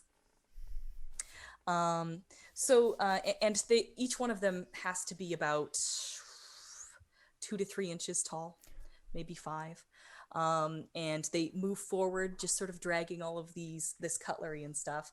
One holds a spoon, one holds a fork, and the two of them just kind of like tap on the plate around the pine cone as though they are pretending to, cut and move the food around. And the little guy in the middle sort of rustles his dry little pine needle clothing. And he looks up at you, Hart, and he does this. Hart and will points down at the plate. Hart will put 3 good berries down onto the plate, and he'll take the cutlery that he had taken from his own mess kit. And if you've seen Benny and June, you know what Hart is about to do, and he's going to like kind of like hop them up and forward, and then like kick out the knife or like kick out the fork, kick out the spoon, and like make the little silverware dance for the chewingas. Oh, no. And then he'll set it down. That's really cute.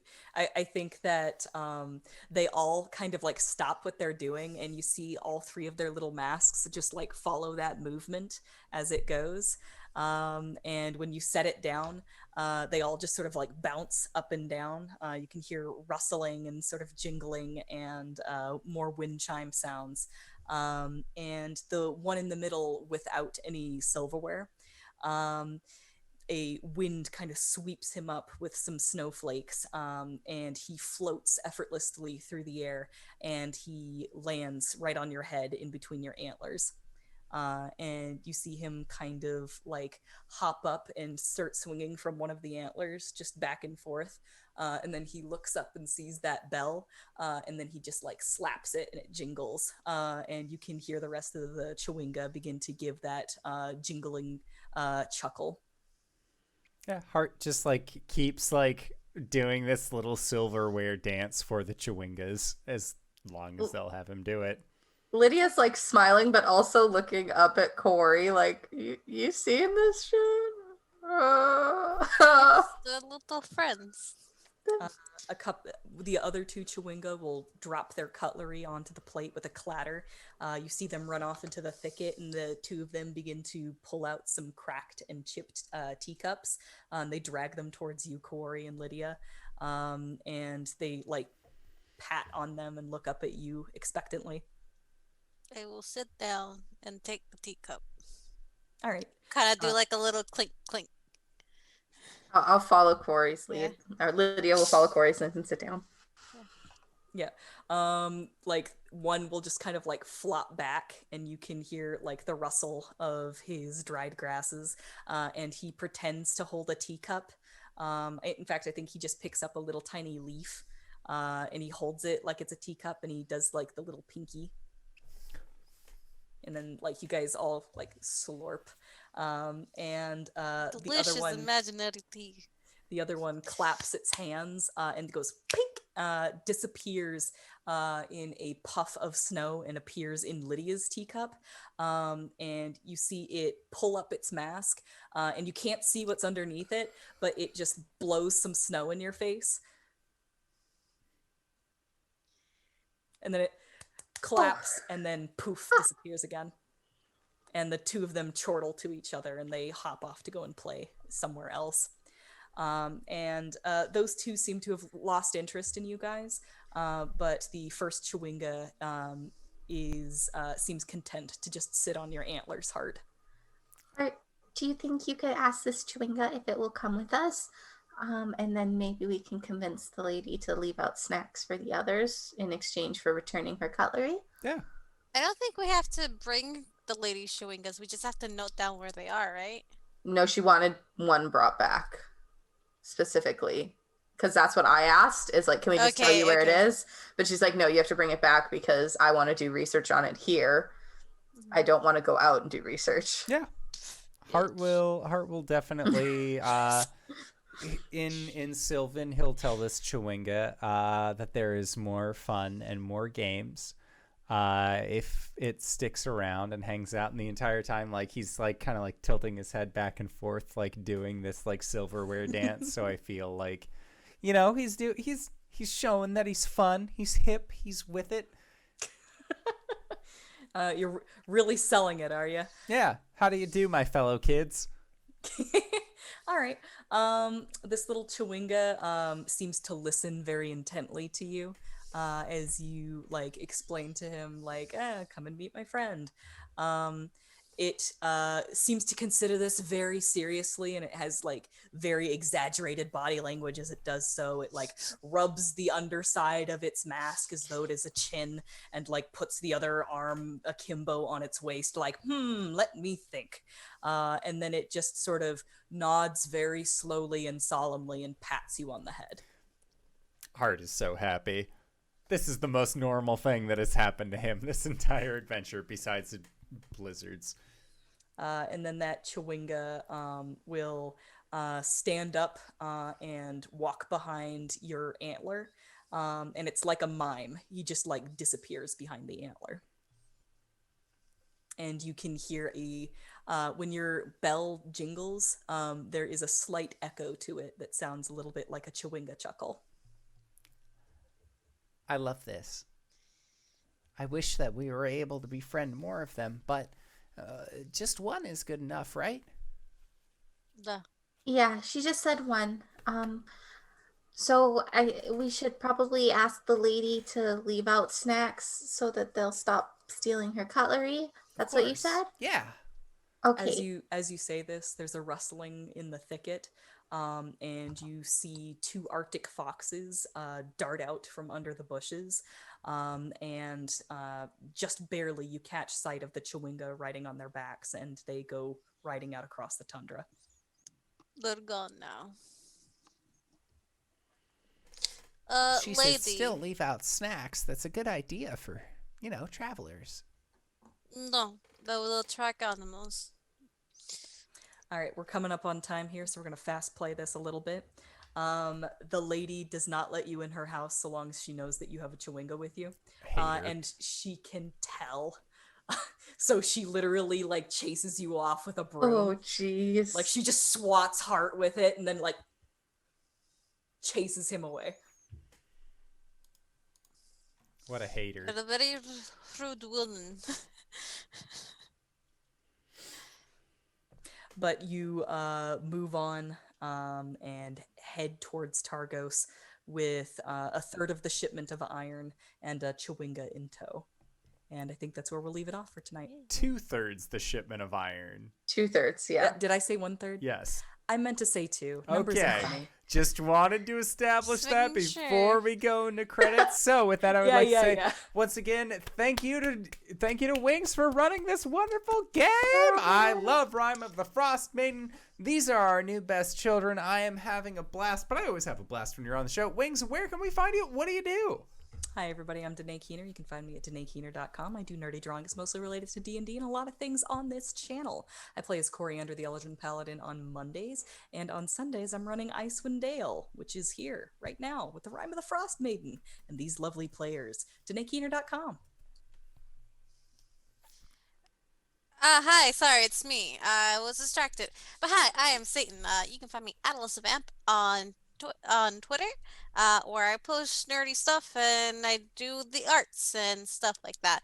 You can also find me on Twitch at LizMac as well, where I do the arts and I talk to you and I ask very important life questions.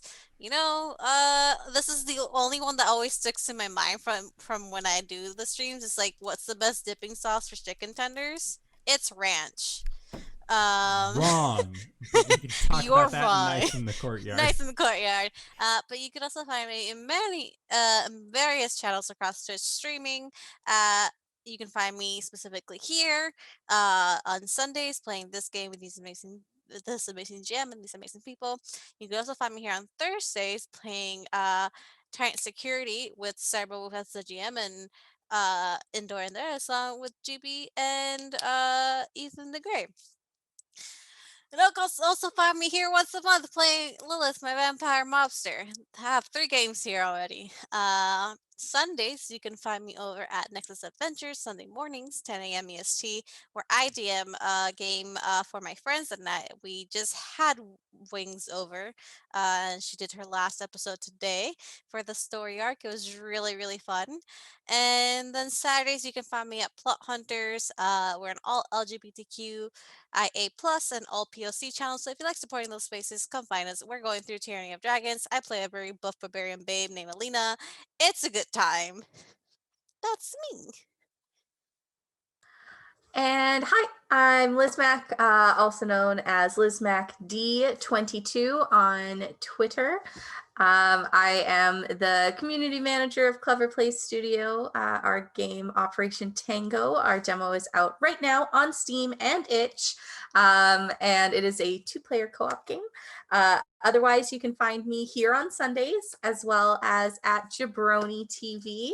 It's jabroni.tv, where we have a group of amazing streamers and tabletop RPG communities, such as this one here.